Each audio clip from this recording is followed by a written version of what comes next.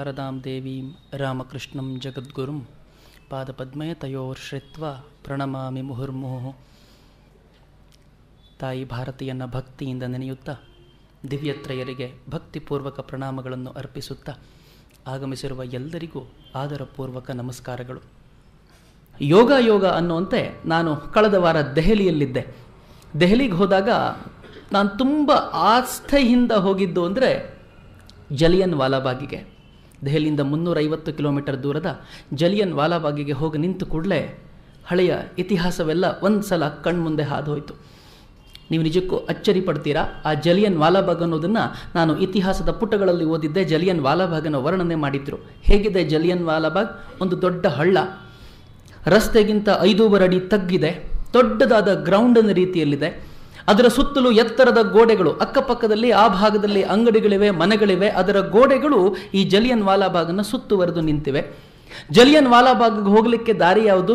ಈ ಗೋಡೆಯಷ್ಟು ಪುಟ್ಟದಾದ ಒಂದು ದಾರಿ, ಉದ್ದಕ್ಕೊಂದು ದಾರಿ ಇದೆ, ಅಷ್ಟೇ ದಾರಿ. ಆ ದಾರಿಯಲ್ಲಿ ಹೋಗಬೇಕು. ಏನಾಯಿತು, ಜಲಿಯನ್ ವಾಲಾಬಾಗ್ ಇಷ್ಟೊಂದು ಖ್ಯಾತಿ ಯಾಕೆ ಜಲಿಯನ್ ವಾಲಾಬಾಗ್ನೊಂದಿಗೆ ನಮ್ಮ ನಂಟು ಹೆಚ್ಚಿದೆ ಅನಿಸುತ್ತೆ. 1919 ಸುಮಾರಿಗೆ ರೌಲೆಟ್ ಕಾಯಿದೆ ಈ ದೇಶದಲ್ಲಿ ಜಾರಿಗೆ ಬಂದಾಗ ಈ ದೇಶದಲ್ಲಿರೋ ಜನರನ್ನ ಯಾವ ಕ್ಷಣಕ್ಕೆ ಬೇಕಿದ್ರೂ ಜೈಲಿಗೆ ಅಟ್ಟಬಹುದು ಅಂತ ಬ್ರಿಟಿಷರು ಒಂದು ಕಾನೂನನ್ನು ಜಾರಿಗೆ ತಂದಾಗ ಈ ದೇಶದ ಜನ ಶಾಂತಿಯುತವಾಗಿ ಪ್ರತಿಭಟನೆ ಮಾಡಬೇಕು ಅಂತ ಆಲೋಚನೆ ಮಾಡಿದ್ರು. ಅದಕ್ಕೂ ಮುಂಚೆ ಆ ಪ್ರತಿಭಟನೆ ನಿರಂತರವಾಗಿ ನಡೀಬೇಕು ಅಂತ ಆಲೋಚನೆ ನಡೆದಾಗ ಅಮೃತ್ಸರದ ಬೀದಿಗಳಲ್ಲಿ ಹೋಗ್ತಾ ಇದ್ದ ಒಬ್ಬ ಬ್ರಿಟಿಷ್ ಮಹಿಳೆ ತೀರಾ ಅಸಭ್ಯವಾಗಿ ವರ್ತಿಸಿದಳು ಅನ್ನೋ ಕಾರಣಕ್ಕೆ ಅಮೃತ್ಸರದ ಜನ ಆಕೆಯನ್ನು ಹೀನಾಮಾನವಾಗಿ ಬೈದರು. ನೀನು ಹೊರದೇಶದಿಂದ ಬಂದವಳು, ನಮ್ಮ ಜೊತೆ ಇಷ್ಟು ಅಸಭ್ಯವಾಗಿ ವರ್ತಿಸ್ತೀಯಲ್ಲ, ಸ್ವಲ್ಪ ಜ್ಞಾನ ಇಟ್ಕೊ ಅಂತ ಬುದ್ಧಿ ಹೇಳಿದರು. ಬ್ರಿಟಿಷ್ ಅಧಿಕಾರಿ ಡಯರ್ಗೆ ಇದು ಸಹ್ಯವಾಗಲಿಲ್ಲ. ಈ ಅಮೃತ್ಸರದ ಜನರಿಗೆ ನಾನು ಬುದ್ಧಿ ಕಲಿಸಲೇಬೇಕು ಅಂತ ಪಣ ತೊಟ್ಟ. ಅದೊಂದು ದಿನ ರೌಲೆಟ್ ಕಾಯಿದೆಯನ್ನು ವಿರೋಧಿಸಬೇಕು ಅಂತ 20,000 ಜನ ಆ ಗ್ರೌಂಡ್ನಲ್ಲಿ, ಆ ಮೈದಾನದಲ್ಲಿ ನೆರೆದರು. ಶಾಂತಿಯುತವಾಗಿ ಪ್ರತಿಭಟನೆ ನೆರೆದಿತ್ತು. ಕಿಚಲು ಮತ್ತು ಸತ್ಯಪಾಲ್ ಅವರು ಭಾಷಣಕ್ಕೆ ನಿಂತರು. ಅದೇ ವೇಳೆಗೆ ಡಯರ್ ತನ್ನ ಸೈನ್ಯದೊಂದಿಗೆ ಬಂದ. ಪುಟ್ಟದಾದ ದಾರಿ ಮಾತ್ರ ಇದೆ, ಇನ್ನೆಲ್ಲ ಕಡೆ ದೊಡ್ಡ ದೊಡ್ಡ ಎತ್ತರದ ಗೋಡೆಗಳು ನಿಂತಿವೆ. ಅವರು ಹೋಗಬೇಕು ಅಂದ್ರೂ ಅದೇ ದಾರಿಯಲ್ಲಿ ಹೋಗಬೇಕು, ಬರಬೇಕು ಅಂದ್ರೂ ಅದೇ ದಾರಿಯಲ್ಲಿ ಬರಬೇಕು. ಆ ದಾರಿಯಲ್ಲಿ ಡಯರ್ ತನ್ನ ಸೈನ್ಯವನ್ನು ತಗೊಂಡ್ಬಂದು ನಿಲ್ಲಿಸ್ದ. ಸುತ್ತಲೂ ನಿಂತ ಸೈನಿಕರಿಗೆ ಹೇಳ್ದ, ನೀವು ತಯಾರಾಗಿರಿ, ನಾನು ಆಜ್ಞೆ ಕೊಟ್ಟ ತಕ್ಷಣ ಗುಂಡು ಹಾರಿಸ್ಲಿಕ್ಕೆ ಸಿದ್ಧವಾಗಿರಿ. 20,000 ಜನ ಶಾಂತಿಯುತವಾಗಿ ಕೇಳ್ತಾ ನಿಂತಿದ್ದಾರೆ, ಭಾಷಣ ಕೇಳಬೇಕು ಅಂತ ಅಣಿ ಆಗ್ತಿದ್ದಾರೆ. ಸೈನಿಕರು ಏಕಾಏಕಿ ನಿಂತು ಗುಂಡಿನ ಸುರಿಮಳೆ ಮಾಡಿದ್ರು. ಒಂದು ಆಜ್ಞೆ ಇಲ್ಲ, ನಿಮ್ಮ ಮೇಲೆ ಗುಂಡು ಸುರಿಸ್ತಾ ಇದ್ದೀನಿ ಅಂತ ಡಯರ್ ಹೇಳಲಿಲ್ಲ, ಗುಂಡಿನ ಸುರಿಮಳೆ ಆಯಿತು. ಜನ ಕಿಚಲು ಅವರನ್ನು ನೋಡ್ತಿದ್ರು, ಯಶ್ಪಾಲ್ ಅವರನ್ನು ನೋಡ್ತಿದ್ರು. ಹಿಂದಿನಿಂದ ಗುಂಡಿನ ಸುರಿಮಳೆ ಆಗ್ತಿದ್ದ ಹಾಗೆ ಏನು ಮಾಡಬೇಕು ಗೊತ್ತಾಗಲಿಲ್ಲ. ಅದೇ ಜಲಿಯನ್ ವಾಲಾಬಾಗದ ಒಂದು ಭಾಗದಲ್ಲಿ ಒಂದು ದೊಡ್ಡ ಬಾವಿ ಇದೆ. ಜನ ತಪ್ಪಿಸ್ಕೊಳ್ಬೇಕು ಅಂತ ಬಾವಿಗೆ ಜಿಗಿಲಿಕ್ಕೆ ಶುರು ಮಾಡಿದ್ರು. ಮೊದಲು ಜಿಗಿದವರು ಉಳಿದ್ರು ಅನ್ಕೊಳ್ಳೋ ಅಷ್ಟೊತ್ತಿಗೆ ಮೇಲಿಂದ ಮತ್ತೆ ಜನ ಜಿಗಿದ್ರು. ಜಿಗಿತಾ ಒಳಗಿದ್ದವರು ಹೂತು ಸತ್ತು ಹೋಗ್ಲಿಕ್ಕೆ ಶುರುವಾಯಿತು. 120 ಜನ ಬಾವಿಯಲ್ಲಿ ಬಿದ್ದು ಸತ್ತು ಹೋದ್ರು ಕಣ್ರಿ. ಸುತ್ತಲೂ ನಿಂತಿದ್ದ ಸೈನಿಕರು ಗುಂಡು ಹೊಡಿತಿದ್ರೆ ಡಯರ್ ಹೇಳ್ತಾನೆ, ನಾನು ನಿಮ್ಮನ್ನ ಬಿಟ್ಟಿ ಕೂಳಿಗೆ ಕರ್ಕೊಂಡು ಬಂದಿಲ್ಲ, ನನ್ನ ಒಂದೇ ಒಂದು ಗುಂಡು ವ್ಯರ್ಥ ಆಗಬಾರ್ದು, ಒಂದೊಂದು ಗುಂಡಿಗೂ ಒಂದೊಂದು ಸಾವು ನಿಶ್ಚಿತ ಆಗಬೇಕು, ಹೀಗಾಗಿ ನಿಮ್ಮನ್ನು ಕರ್ಕೊಂಡು ಬಂದಿದ್ದೀನಿ ಅಂತ ನಿಲ್ಲಿಸ್ದ. 1650 ಸುತ್ತಿನ ಗುಂಡುಗಳು ಚಲಾವಣೆ ಆದವು. 400 ಜನ ಸ್ಥಳದಲ್ಲೇ ಮೃತಪಟ್ಟರು. ಎಷ್ಟೋ ಜನ ಓಡ್ಲಿಕ್ಕಾಗದೆ, ತೆವಳಲಿಕ್ಕಾಗದೆ ಅಲ್ಲೇ ಬಿದ್ದು ಸತ್ರು. ಮಕ್ಕಳು, ಹೆಂಗಸರು, ಯಾರೂ ಲೆಕ್ಕವಿಲ್ಲದೆ ಸುಮಾರು 1000 ಜನರ ಸಾವು. 120 ಜನ ಬಾವಿಯಲ್ಲಿ ಬಿದ್ದು ಸತ್ರು. ಇಡೀ ಅಮೃತ್ಸರ ಶೋಕದಲ್ಲಿ ಮುಳುಗಿ ಹೋಗ್ಬಿಡ್ತು. ಕೊನೆಗೆ ಡಯರನ್ನು ಕರೆದು ವಿಚಾರಣೆ ಮಾಡಿದ್ರೆ ಡಯರ್ ಹೇಳ್ತಾನೆ, ಆ ಜಲಿಯನ್ ವಾಲಾಬಾಗ್ಲಿಗೆ ಒಳಗೆ ಹೋಗ್ಲಿಕ್ಕೆ ಬಾಗಿಲು ಎಷ್ಟು ಚಿಕ್ಕದಾಗಿತ್ತು ಅಂದ್ರೆ ನನ್ನ ದೊಡ್ಡ ಗನ್ ಉಳ್ಳಂತ ವೆಹಿಕಲ್ ಒಳಗೆ ಹೋಗಲಿಲ್ಲ. ಹಾಗೇನಾದ್ರೂ ಆ ವೆಹಿಕಲ್ ಒಳಗೆ ಹೋಗಿದ್ರೆ ಅದ್ರ ಮೂಲಕ ಗುಂಡು ಹಾರಿಸಿ ಇನ್ನೊಂದಷ್ಟು ಜನ ಕೊಲ್ತಿದ್ದೆ. ಎಂಥ ಧಾರ್ಷ್ಟ್ಯ ಕಣ್ರಿ ಅವನಿಗೆ. ಆಗ ಭಗತ್ ಸಿಂಗನಿಗೆ 12 ವರ್ಷ, 6ನೇ ಕ್ಲಾಸಿನ ಪುಟ್ಟ ಹುಡುಗ. ಶಾಲೆ ಬಿಟ್ಟು ಓಡಿ ಬಂದ. ಜಲಿಯನ್ ವಾಲಾಬಾಗ್ನ ದುರಂತದ ಕಥೆಯನ್ನು ಕೇಳ್ದ. ಪುಟ್ಟ ಹುಡುಗ ಓಡಿ ಬಂದು ನೋಡ್ತಾನೆ, ಕಣ್ಣಲ್ಲಿ ದಳ ನೀರುಳಿದು ಹೋಯ್ತು. ಏನಾಯ್ತು ನನ್ನ ದೇಶಕ್ಕೆ? ಎಂಥ ಸಿಖ್ ಪರಂಪರೆಯಿಂದ ನಾನು ಬಂದವನು, ದೇಶದ ಮೇಲೆ ಆಕ್ರಮಣ ಮಾಡಿದವರ ಕತ್ತರಿಸಿದ ವಂಶ ನಂದು. ಆದರೆ ನನ್ನ ದೇಶದ ಜನ ರಕ್ತದಲ್ಲಿ ಮೀತಾ ಇದ್ದಾರಲ್ಲ. ಇಡೀ ಜಲಿಯನ್ ವಾಲಾಬಾಗ್ ರಕ್ತದ ಕೆಸರಿನಲ್ಲಿ ತುಂಬ ಹೋಗಿದ್ಯಲ್ಲ. ಕಣ್ಣಲ್ಲಿ ನೀರು ಇಳಿಸ್ತಾ ಹುಡುಗ ಗಂಟೆ ಗಟ್ಟಲೆ ಆ ಜಲಿಯನ್ ವಾಲಾಬಾಗ್ನ ಮೈದಾನದಲ್ಲಿ ಕಳೆದ. ಹೋಗ್ತಾ ಇರಬೇಕಾದ್ರೆ ತನ್ನ ಚೀಲದಿಂದ ಒಂದು ಪುಟ್ಟ ಶೀಶೆಯನ್ನು ತೆಗೆದು ಅದರೊಳಗೆ ಅಲ್ಲಿದ್ದ ರಕ್ತವನ್ನು ತುಂಬಿಕೊಂಡು ಮನೆಗೆ ಬಂದ. ಮನೇಲಿ ತಾಯಿ ಕಾಯ್ತಿದ್ದಾಳೆ. ತಾಯಿಗೆ ಗೊತ್ತು ಈ ಹುಡುಗ ಸ್ವಾತಂತ್ರ್ಯ ಹೋರಾಟಕ್ಕೋಸ್ಕರನೇ ಇರೋನು. ಸ್ವಲ್ಪ ಲಗಾಮ್ ಹಾಕ್ಲಿಲ್ಲ ಅಂದ್ರೆ ಈಗಲೇ ಮನೆ ಬಿಟ್ಟು ಓಡೋಗ್ತಾನೆ. ಇವನನ್ನು ಹೇಗಾದ್ರೂ ಮಾಡಿ ಲಗಾಮ್ ಹಾಕಿ ಇರಿಸ್ಕೊಳ್ಬೇಕು. ತಾಯಿ ಒದ್ದಾಡ್ತಿದ್ದಾಳೆ, ಮಗ ಬರಲಿಲ್ಲ. ಸ್ವಲ್ಪ ಹೊತ್ತಾದ್ಮೇಲೆ ಪುಟ್ಟ ಹುಡುಗ ಒಂದು ಶೀಶೆನ ಕೈಯಲ್ಲಿ ಹಿಡ್ಕೊಂಡು ಬರ್ತಾನೆ. ಅವನ ತಂಗಿ ಕೇಳ್ತಾಳೆ, ಅಣ್ಣ ನಿನ್ಗೋಸ್ಕರ ಅಮ್ಮ ಆಗ್ಲಿಂದ ಅಡುಗೆ ಮಾಡಿ ಕಾಯ್ತಿದ್ದಾಳೆ, ಎಲ್ಲಿಗೆ ಹೋಗಿದ್ಯೋ? ಭಾವಾವಿಷ್ಟನಾಗಿ ಹೇಳ್ತಾನೆ, ನನ್ನ ದೇಶದ ಜನ ಜಲಿಯನ್ ವಾಲಾಬಾಗ್ನಲ್ಲಿ ಸಾವಿಗೆ ಒದ್ದಾಡ್ತಿದ್ದಾರೆ, ಸತ್ತು ಬಿದ್ದಿದ್ದಾರೆ, ಅವ್ರನ್ನ ನೋಡ್ಲಿಕ್ಕೆ ಅಂತ ಹೋಗಿದ್ದೆ. ಇದು ನೋಡು, ಈ ಶೀಶೆಯಲ್ಲಿ ಅವ್ರ ರಕ್ತ ತುಂಬ್ಕೊಂಡ್ ಬಂದಿದ್ದೀನಿ. ಇನ್ನು ಮುಂದೆ ನಮ್ಮ ಮನೇಲಿ ದೇವ್ರ ಪೂಜೆ ಮಾಡೋದು ಬೇಡ. ಇನ್ನು ಮುಂದೆ ನಾನು ದೇವರ ಕೋಣೆಯಲ್ಲಿ ಈ ಶೀಶೆ ಇಡ್ತೀನಿ, ಈ ಶೀಶೆಗೆ ಹೂ ಹಾಕೋಣ, ಈ ಶೀಶೆಯಲ್ಲಿರೋ ರಕ್ತಕ್ಕೆ ನಾವು ಅರ್ಚನೆ ಮಾಡೋಣ, ಈ ಶೀಶೆಯಲ್ಲಿರೋ ರಕ್ತವನ್ನು ಧ್ಯಾನಿಸೋಣ ಅಂತ ಒಂದೇ ಕನಸು ಕಟ್ಕೊಂಡು ಬಂದ. ಭಗತ್ ಸಿಂಗ್ ಹುಚ್ಚು ಆವೇಶ ಅಲ್ಲ, ಅವನ ಜೀವನವೇ, ಅವನ ವಂಶವೇ ಅಂಥದ್ದು. ಭಗತ್ ಸಿಂಗ್ನ ಅಪ್ಪ ಕಿಶನ್ ಸಿಂಗ್ ಸ್ವಾತಂತ್ರ್ಯ ಹೋರಾಟದಲ್ಲಿ ಮೈ ಮರೆತವರು. ಭಗತ್ ಸಿಂಗ್ನ ಚಿಕ್ಕಪ್ಪ ಸ್ವರ್ಣ ಸಿಂಗ್ ಸ್ವಾತಂತ್ರ್ಯಕ್ಕೋಸ್ಕರ ಜೈಲುವಾಸ ಅನುಭವಿಸಿದವರು. ಭಗತ್ ಸಿಂಗ್ ಚಿಕ್ಕಪ್ಪ ಅಜಿತ್ ಸಿಂಗ್ ಸ್ವಾತಂತ್ರ್ಯದ ಹೋರಾಟಕ್ಕೋಸ್ಕರ ಗಡೀಪಾರಿನ ಶಿಕ್ಷೆ ಅನುಭವಿಸಿದವರು. ಅಂತ ವಂಶದಲ್ಲಿ ಹುಟ್ಟಿದ ಯುವಕ, ಅಂತ ವಂಶದಲ್ಲಿ ಹುಟ್ಟಿದ ಪುಟ್ಟ ಪೋರ ಭಗತ್ ಸಿಂಗ್.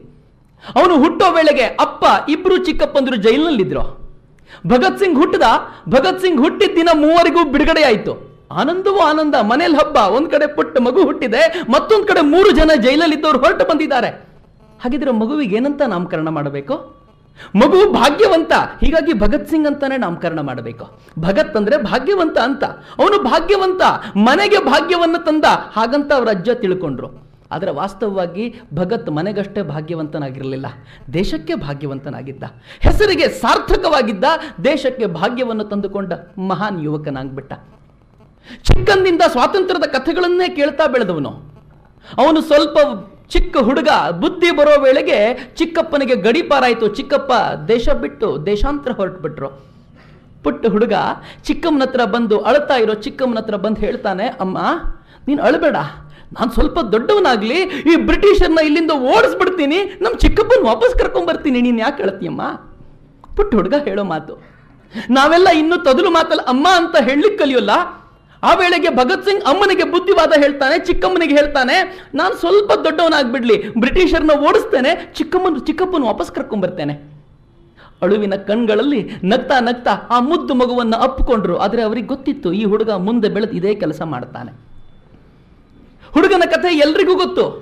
ತೋಟಕ್ಕೆ ಅಂತ ಎಲ್ಲರೂ ಹೋದ್ರೆ, ಗದ್ದೆಗೆ ಅಂತ ಹೋದ್ರೆ ಈ ಹುಡುಗ ಅಲ್ಲೇ ನಿಂತ್ಕೊಂಡು ಆಲೋಚನೆ ಮಾಡ್ತಿದ್ದ, ಅಪ್ಪ ನಮ್ ಗದ್ದೆಯಲ್ಲಿ ಗೋಧಿ ತೆಗಿತೀವಿ, ಹಾಗಿದ್ರೆ ನಮ್ ಗದ್ದೆಯಲ್ಲಿ ಗನ್ ಹಾಕಿ ಗನ್ ಯಾಕೆ ತೆಗೀಲಿಕ್ಕಾಗೋಲ್ಲ? ನಾನು ಗನ್ನನ್ನು ಹುಳ್ತೀನಿ, ಆ ಗನ್ ಬೆಳೆಯುತ್ತಲ್ಲ, ಆ ಗನ್ನನ್ನು ಎಲ್ರಿಗೂ ಹಂಚ್ತೀನಿ. ನಮ್ಮ ಊರಲ್ಲಿ ಎಲ್ಲರ ಕೈಯಲ್ಲೂ ಒಂದೊಂದು ಪಿಸ್ತೂಲ್ ಇದೆ ಅಂತಂದ್ರೆ ಬ್ರಿಟಿಷರು ಕ್ಷಣಕಾಲದಲ್ಲಿ ಮಾಯ ಆಗ್ಬಿಡ್ತಾರಲ್ಲಪ್ಪ. ಕಿಶನ್ ಸಿಂಗ್ ಗಟ್ಟಿಯಾಗಿ ಮಗನನ್ನ ಅಪ್ಪಿಕೊಂಡು ಮುದ್ದಾಡ್ತಾರೆ. ನನ್ನ ಮಗ ಅನ್ಲಿಕ್ಕೆ ಹೆಮ್ಮೆ ಆಗತ್ತೆ. ಮಗ ಮರಳಿ ಬಂದ ಮಗನಿಗೆ ಉಪನಯನ ಆಯಿತು. ಉಪನಯನ ಆಗಬೇಕಾದ್ರೆ ಅಜ್ಜ ಅವನನ್ನು ಕೂರಿಸ್ಕೊಂಡು ಹೇಳ್ತಾರೆ, ನನಗೆ ನೀನೊಂದು ಮಾತು ಕೊಡಬೇಕು. ಏನು ಮಾತು ಕೊಡಬೇಕು? ನೀನು ನನಗೆ ಮಾತು ಕೊಡಬೇಕು, ನೀನು ನಿನ್ನ ಜೀವನವನ್ನು ರಾಷ್ಟ್ರಕ್ಕೋಸ್ಕರ ಅರ್ಪಿಸ್ತೀನಿ ಅನ್ನೋ ಮಾತು ಕೊಡಬೇಕು. ಸಾಧ್ಯನಾ? ಪುಟ್ಟ ಹುಡುಗ ಉಪನಯನದ ಸಂದರ್ಭದಲ್ಲಿ ಹೇಳ್ತಾನೆ, ಆಯ್ತು ಅಜ್ಜ, ನಾನು ನನ್ನ ಜೀವನವನ್ನು ರಾಷ್ಟ್ರಕ್ಕೋಸ್ಕರವೇ ಕೊಡ್ತೀನಿ ಅಂತ ಹೇಳ್ದ. ಹುಡುಗ ಶಾಲೆಗೆ ಕಳಿಸಿದ್ರು. ಬುದ್ಧಿವಂತ ಹುಡುಗ. ಶಾಲೆಯಲ್ಲಿ ಮೇಷ್ಟ್ರು ಪ್ರಶ್ನೆ ಕೇಳ್ತಾರೆ, ದೊಡ್ಡವರಾದ್ಮೇಲೆ ಏನಾಗ್ತೀರಾ? 9-10ನೇ ಕ್ಲಾಸ್, 9-10ನೇ ವಯಸ್ಸಿನ ಹುಡುಗ. ಅವನ ಓರಗೆ ಹುಡುಗರೆಲ್ಲ ಹೇಳ್ತಾರೆ, ನಾನು ದೊಡ್ಡವನಾದ್ಮೇಲೆ ಡಾಕ್ಟರ್ ಆಗ್ತೀನಿ, ನಾನು ದೊಡ್ಡವನಾದ್ಮೇಲೆ ಇಂಜಿನಿಯರ್ ಆಗ್ತೀನಿ, ನಾನು ದೊಡ್ಡವನಾದ್ಮೇಲೆ ಕ್ಲರ್ಕ್ ಆಗಿ ಬ್ರಿಟಿಷರ ಪಾದ ಸೇವೆ ಮಾಡ್ತೀನಿ. ಒಬ್ಬ ಹುಡುಗ ನಿಂತ್ಕೊಂಡು ಹೇಳ್ತಾನೆ, ನಾನು ದೊಡ್ಡವನಾದ್ಮೇಲೆ ಮದುವೆ ಆಗ್ತೀನಿ. ಕೂಡಲೇ ಕೋಪದಿಂದ ಭಗತ್ ಸಿಂಗ್ 10 ವರ್ಷದ ಹುಡುಗ ಎದ್ದು ನಿಂತು ಹೇಳ್ತಾನೆ, ನಾಚಿಕೆ ಆಗೋಲ್ವಾ? ಮದುವೆ ಆಗೋದ್ರಿಂದ ಯಾವ ಪುರುಷಾರ್ಥ ಸಾಧಿಸಿದಾಗತ್ತೆ? ನಾನು ದೊಡ್ಡವನಾಗಿ ಬ್ರಿಟಿಷರ್ನ ಇಲ್ಲಿಂದ ಓಡಿಸ್ತೀನಿ. 4ನೇ ಕ್ಲಾಸಿನ ಹುಡುಗ ಕೊಡುವಂತ ಉತ್ತರ, ನಾನು ದೊಡ್ಡವನಾಗಿ ಬ್ರಿಟಿಷರ್ನ ಇಲ್ಲಿಂದ ಓಡಿಸ್ತೀನಿ. ಮೇಷ್ಟ್ರಿಗೆ ಭಯ ಆಯಿತು, ಮನೆಗೆ ಓಡ ಬಂದ್ರು. ಮನೆಯಲ್ಲಿ ಹೇಳಿದ್ರು, ನಿಮ್ಮ ಹುಡುಗ ಭಾರಿ ದೊಡ್ಡ ಆಪತ್ತು ತರ್ತಾನೆ, ಇವನನ್ನು ಈಗಲೇ ಎಚ್ಚರಿಕೆಯಿಂದ ನೋಡ್ಕೊಳ್ಳಿ. ಕಿಶನ್ ಸಿಂಗರಿಗೆ ಆನಂದ, ನನ್ನ ಮಗ ಹೀಗೆ ಉತ್ತರ ಕೊಟ್ಟ ಅಂದ್ರೆ ಅವ್ನು ನನ್ನ ಮಗ ಅನ್ನೋದು ಖಾತ್ರಿ ಆಯಿತು. ಆದರೆ ತಾಯಿಗೆ ಮಾತ್ರ ಹೆದರಿಕೆ ಕಣ್ರಿ. ಆ ತಾಯಿ ಹೇಳ್ತಾಳೆ, ನೀವಂತೂ ಜೈಲಿಗೆ ಹೋಗಿ ಬರೋದು ರೂಢಿ ಆಗ್ಬಿಟ್ಟಿದೆ. ನಿಮ್ಮ ಇಬ್ರು ತಮ್ಮಂದಿರನ್ನ ನೀವು ಒಬ್ಬನ್ನ ಜೈಲಿಗೆ ಕಳಿಸಿದಿರಿ, ಒಬ್ಬನ್ನ ದೇಶಾಂತರ ಕಳಿಸಿದಿರಿ, ನನ್ನ ಮಗನ್ನಾದ್ರೂ ನಂಗೆ ಉಳಿಸ್ಕೊಡ್ರಿ. ಆ ಪುಟ್ಟ ಮಗುವನ್ನ ತಾಯಿ ಪದೇ ಪದೇ ಕರೆದು ಹೇಳ್ತಾಳೆ, ಮಗು ನೀನು ಮನೆ ನೋಡ್ಕೋಬೇಕು, ನೀನು ಸಂಸಾರ ನೋಡ್ಕೋಬೇಕು, ನಿಮ್ಮಪ್ಪ ದೇಶ ನೋಡ್ಕೋತಾರೆ, ನೀನು ಅದ್ರ ಬಗ್ಗೆ ತಲೆ ಕೆಡಿಸ್ಕೋಬೇಡ. ಮಗು ನಗ್ತಾ ನಗ್ತಾ ಮನೆಗೆ ಹೋಗುತ್ತೆ, ಮತ್ತೆ ಬರುತ್ತೆ, ಮತ್ತೆ ನಾನು ರಾಷ್ಟ್ರಕ್ಕೋಸ್ಕರ ಕೆಲಸ ಮಾಡ್ತೀನಿ ಅಂತ ಹೇಳುತ್ತೆ. ಆ ಥರದ ಜೀವಂತ ಕಳೆ ಇತ್ತು ಆ ಪುಟ್ಟ ಹುಡುಗನಲ್ಲಿ. 13ನೇ ವರ್ಷಕ್ಕೆ ಬರೋ ವೇಳೆಗೆ ಅವನಿಗೆ ಈ ಜಲಿಯನ್ ವಾಲಾಬಾಗ್ನ ಘಟನೆ ಎಷ್ಟು ಅವನನ್ನು ಪರಿವರ್ತನೆ ಮಾಡಿತ್ತು ಅಂದರೆ, ಇನ್ನು ನನ್ನ ಜೀವನ ಇರೋದೇ ರಾಷ್ಟ್ರಕ್ಕೋಸ್ಕರ ಅಂತ. ಆ ವೇಳೆಗೆ ಗಾಂಧೀಜಿ ಭಾರತದ ಚಿತ್ರದಲ್ಲಿ ಬಂದರು. ಭಾರತದ ಇತಿಹಾಸ ಗಾಂಧೀಜಿ ಬಗ್ಗೆ ಆನಂತರ ಹೇಳುತ್ತೆ. ಗಾಂಧೀಜಿ ಬಂದವರೇ ಹೇಳಿದ್ರು, ನಾವು ಬ್ರಿಟಿಷರ್ನ ಓಡಿಸಬೇಕು ಅಂದರೆ ಅಸಹಕಾರ ಚಳವಳಿಯ ಮೂಲಕ ಮಾತ್ರ ಸಾಧ್ಯ. ಎಲ್ಲಿವರೆಗೂ ಅಸಹಕಾರ ಬ್ರಿಟಿಷರಿಗೆ ನಾವು ಸಹಕಾರ ಕೊಡೋದನ್ನು ನಿಲ್ಸಲ್ವೋ ಅಲ್ಲಿವರೆಗೂ ಬ್ರಿಟಿಷರು ಓಡೋಲ್ಲ. ನಾವೆಲ್ಲ ಬ್ರಿಟಿಷರಿಗೆ ಅಸಹಕಾರ ಮಾಡಬೇಕು. ಹೇಗೆ ಮಾಡಬೇಕು? ಇನ್ನು ಮುಂದೆ ಈ ದೇಶದ ಸರ್ಕಾರಿ ಉದ್ಯೋಗಿಗಳು ಸರ್ಕಾರದ ಉದ್ಯೋಗ ಮಾಡೋಲ್ಲ ಅಂತ ಹೇಳಿ, ಇನ್ನು ಮುಂದೆ ವಕೀಲರು ನಾವು ಕೋರ್ಟಿಗೆ ಹೋಗಲ್ಲ ಅಂತ ಹೇಳಿ, ಇನ್ನು ಮುಂದೆ ವೈದ್ಯರು ನಾವು ಹಾಸ್ಪಿಟಲ್ಗೆ ಹೋಗಲ್ಲ ಅಂತ ಹೇಳಿ, ಇನ್ನು ಮುಂದೆ ಶಾಲಾ ಮಕ್ಕಳು ನಾವು ಶಾಲೆಗೆ ಹೋಗಲ್ಲ ಅಂತ ಹೇಳಿ. ಆ ಕೊನೆ ಮಾತು ಭಗತ್ ಸಿಂಗನಿಗೆ ತಟ್ಟಿತು. ಅಪ್ಪನಿಗೆ ಬಂದು ಹೇಳ್ತಾನೆ, ಅಪ್ಪ ಗಾಂಧೀಜಿ ಹೇಳಿದ್ದಾರೆ ನಾನು ಶಾಲೆಗೆ ಹೋಗಬಾರ್ದಂತೆ. ನಾನು ಶಾಲೆಗೆ ಹೋಗಲ್ಲ, ನಾನು ಸ್ವಾತಂತ್ರ್ಯಕ್ಕೋಸ್ಕರ ಹೋರಾಟ ಮಾಡ್ತೀನಿ, ನಾನು ಖಂಡಿತವಾಗಿಯೂ ಈ ಸ್ವಾತಂತ್ರ್ಯದ ಯಜ್ಞದಲ್ಲಿ ಧುಮುಕುತ್ತೀನಪ್ಪ. ಅಪ್ಪನಿಗೆ ಆನಂದ ಆಯಿತು. ಕರೆದು ಮುದ್ದಾಡಿ ಹೇಳಿದ್ರು, ಶಾಲೆ ಬಿಡು, ಯಾರಿಗೂ ಬೇಕು ಶಾಲೆ, ನಮಗೆ ಬೇಕಿರೋದು ಸ್ವಾತಂತ್ರ್ಯ. ಹುಡುಗ ಶಾಲೆ ಬಿಟ್ಟ. ಲಾಯಲ್ ಪುರದಾದ್ಯಂತ ಆ ಹುಡುಗನದೇ ಹೆಸರು ಪುಟ್ಟ ಹುಡುಗ ಗಾಂಧೀಜಿ ಕಿ ಜೈ ಅಂತ ಹೇಳಿ ತಿರುಗಾಡ್ತಾನೆ, ಸ್ವತಂತ್ರದ ಘೋಷಣೆಗಳನ್ನು ಕೂಗಾಡ್ತಾ ಓಡಾಡ್ತಿರ್ತಾನೆ. ಅವನದೇ ಸುದ್ದಿ, ಎಲ್ಲಿ ನೋಡಿದ್ರು ಭಗತ್ ಸಿಂಗ್ ಭಗತ್ ಸಿಂಗ್ ಭಗತ್ ಸಿಂಗ್. ಭಗತ್ ಸಿಂಗ್ಗೆ ಯಾವತ್ತಿಗೂ ನೆನಪಿಗೆ ಬರ್ತಿದ್ದು ತನ್ನ ಪೂರ್ವಜರ ಕಥನಗಳು ಮಾತ್ರ. ಚಿಕ್ಕಪ್ಪ ಹೇಳಿದ ಕಥನಗಳನ್ನು ನೆನೆಸ್ಕೊಂಡು ಸ್ಫೂರ್ತಿಯುತನಾಗಿ ತುಂಬಿ ಕಂಗೊಳಿಸ್ತಿದ್ದ. ಗುರು ಗೋವಿಂದ್ ಸಿಂಗರ ಕಥೆ ಯಾರಿಗೂ ಗೊತ್ತಿಲ್ಲ. ದೇಶಕ್ಕೋಸ್ಕರ ಪ್ರಾಣವನ್ನ ಅರ್ಪಿಸಿದ್ರು ಪೂರ್ವಜರು, ಭಗತ್ ಸಿಂಗ್ನ ಪೂರ್ವಜರು, ನಮ್ಮ ಪೂರ್ವಜರು. ಗುರು ಗೋವಿಂದ ಸಿಂಗರ 2 ಪುಟ್ಟ ಮಕ್ಕಳ ಕಥೆಯನ್ನ ಕೇಳಿದ್ರೆ ರೋಮಾಂಚನವಾಗುತ್ತೆ, ರೋಮಗಳು ಎದ್ದು ನಿಲ್ಲುತ್ತವೆ. ಮುಸಲ್ಮಾನ್ ರಾಜ ಗುರು ಗೋವಿಂದ್ ಸಿಂಗರ್ನ ಅಟ್ಟಿಸ್ಕೊಂಡು ಹೋದಾಗ ಆ 2 ಮಕ್ಕಳು ತಪ್ಪಿಸ್ಕೊಂಡು ಬಿಡ್ತಾರೆ. ಅಜ್ಜಿ ಜೊತೆಗೆ ಕಾಡು ಮೇಡುಗಳನ್ನು ಅಲ್ದಾಡ್ತಿರ್ತಾರೆ. ಒಬ್ಬ ಮುಸಲ್ಮಾನ್ ಬಂದು ಅವರಿಗೆ ರಕ್ಷಣೆ ಕೊಡ್ತಾನೆ. ನೀವು ಈ ದೇಶದ ಆಸ್ತಿ, ನೀವು ಬಂದು ನಮ್ಮನೇಲಿ ಉಳ್ಕೊಳ್ಳಿ ಅಂತ ಕೇಳ್ಕೊತಾನೆ. ಅವ್ರು ಉಳ್ಕೊಂಡಿರ್ತಾರೆ. ಆದ್ರೆ ಗಂಗು ಅನ್ನೋ ಒಬ್ಬ ಬಂದು ಅವರನ್ನ ತನ್ನ ಮನೆಗೆ ಕರ್ಕೊಂಡು ಹೋಗ್ತಾನೆ. ನಿಮಗೆ ನಮ್ಮ ಮನೆ ಅಷ್ಟು ಸುರಕ್ಷಿತವಾದ ಸ್ಥಾನ ಯಾವುದೂ ಇಲ್ಲ ಅಂತ ಹೇಳ್ತಾನೆ. 2 ಪುಟ್ಟ ಮಕ್ಕಳು, 8 ವರ್ಷ ಮೀರಿದ ಗುರು ಗೋವಿಂದ್ ಸಿಂಗನ ಮಕ್ಕಳು ಮತ್ತು ಅವನ ತಾಯಿ. ಮೋಸ ಮಾಡ್ತಾನೆ. ಮುಸಲ್ಮಾನ್ ರಾಜರಿಗೆ ಹೇಳ್ತಾನೆ, ನಮ್ಮ ಮನೇಲಿ ಗುರು ಗೋವಿಂದ್ ಸಿಂಗರ ತಾಯಿ ಇದ್ದಾರೆ, 2 ಪುಟ್ಟ ಮಕ್ಕಳಿದ್ದಾರೆ.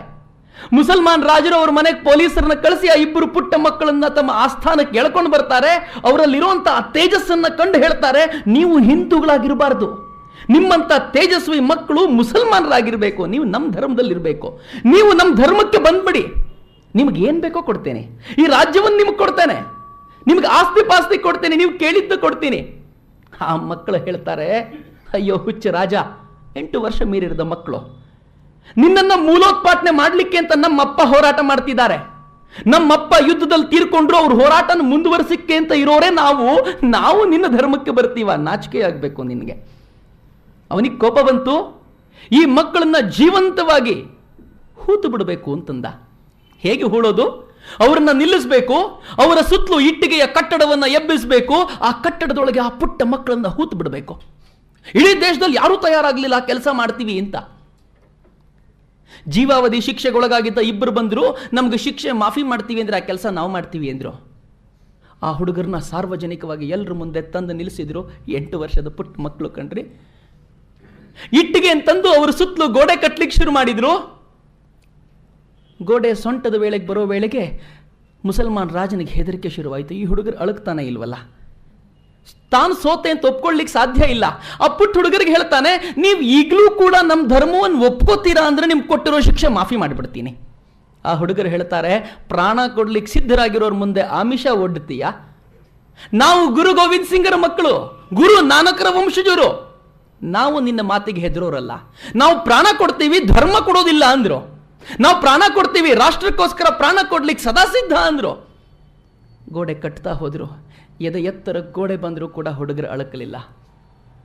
ಆ ಹುಡುಗರು ಅಲ್ಲೇ ಮೂರ್ಛಾವಸ್ಥೆಗೆ ಹೋದ್ರು. ಅವರನ್ನು ಆ ಗೋಡೆಯಿಂದ ಕಿತ್ತು ಆನಂತರ ಅವರನ್ನು ಸಾಯಿಸಿ ಹೂಳಲಾಯಿತು. ಆ ಕಥೆಯನ್ನು ಕೇಳಿದಾಗಲೆಲ್ಲ ಭಗತ್ ಸಿಂಗ್ ರೋಮಾಂಚಿತನಾಗ್ತಿದ್ದ. ನನ್ನ ಪೂರ್ವಜರು ಅಂತ ಎತ್ತಿ ಹೇಳ್ಕೊಳ್ತಿದ್ದ. ಹೀಗಾಗಿ ನಾನು ರಾಷ್ಟ್ರಕ್ಕೋಸ್ಕರ ಅರ್ಪಣೆ ಆಗಬೇಕು ಅಂತ ಭಾವಿಸ್ತಿದ್ದ. ಅದೇ ಕಿಚ್ಚಿನಿಂದ ಅವನು ಗಾಂಧೀಜಿಯವರ ಹಾದಿ ಹಿಡಿದು ಅಸಹಕಾರ ಚಳವಳಿಗೆ ಧುಮುಕ್ದ. 2 ವರ್ಷಗಳ ಕಾಲ ಶಾಲೆ ಬಿಟ್ಟು ನಿರಂತರವಾಗಿ ಅಸಹಕಾರ ಚಳವಳಿ ಕೆಲಸ ಮಾಡ್ದ.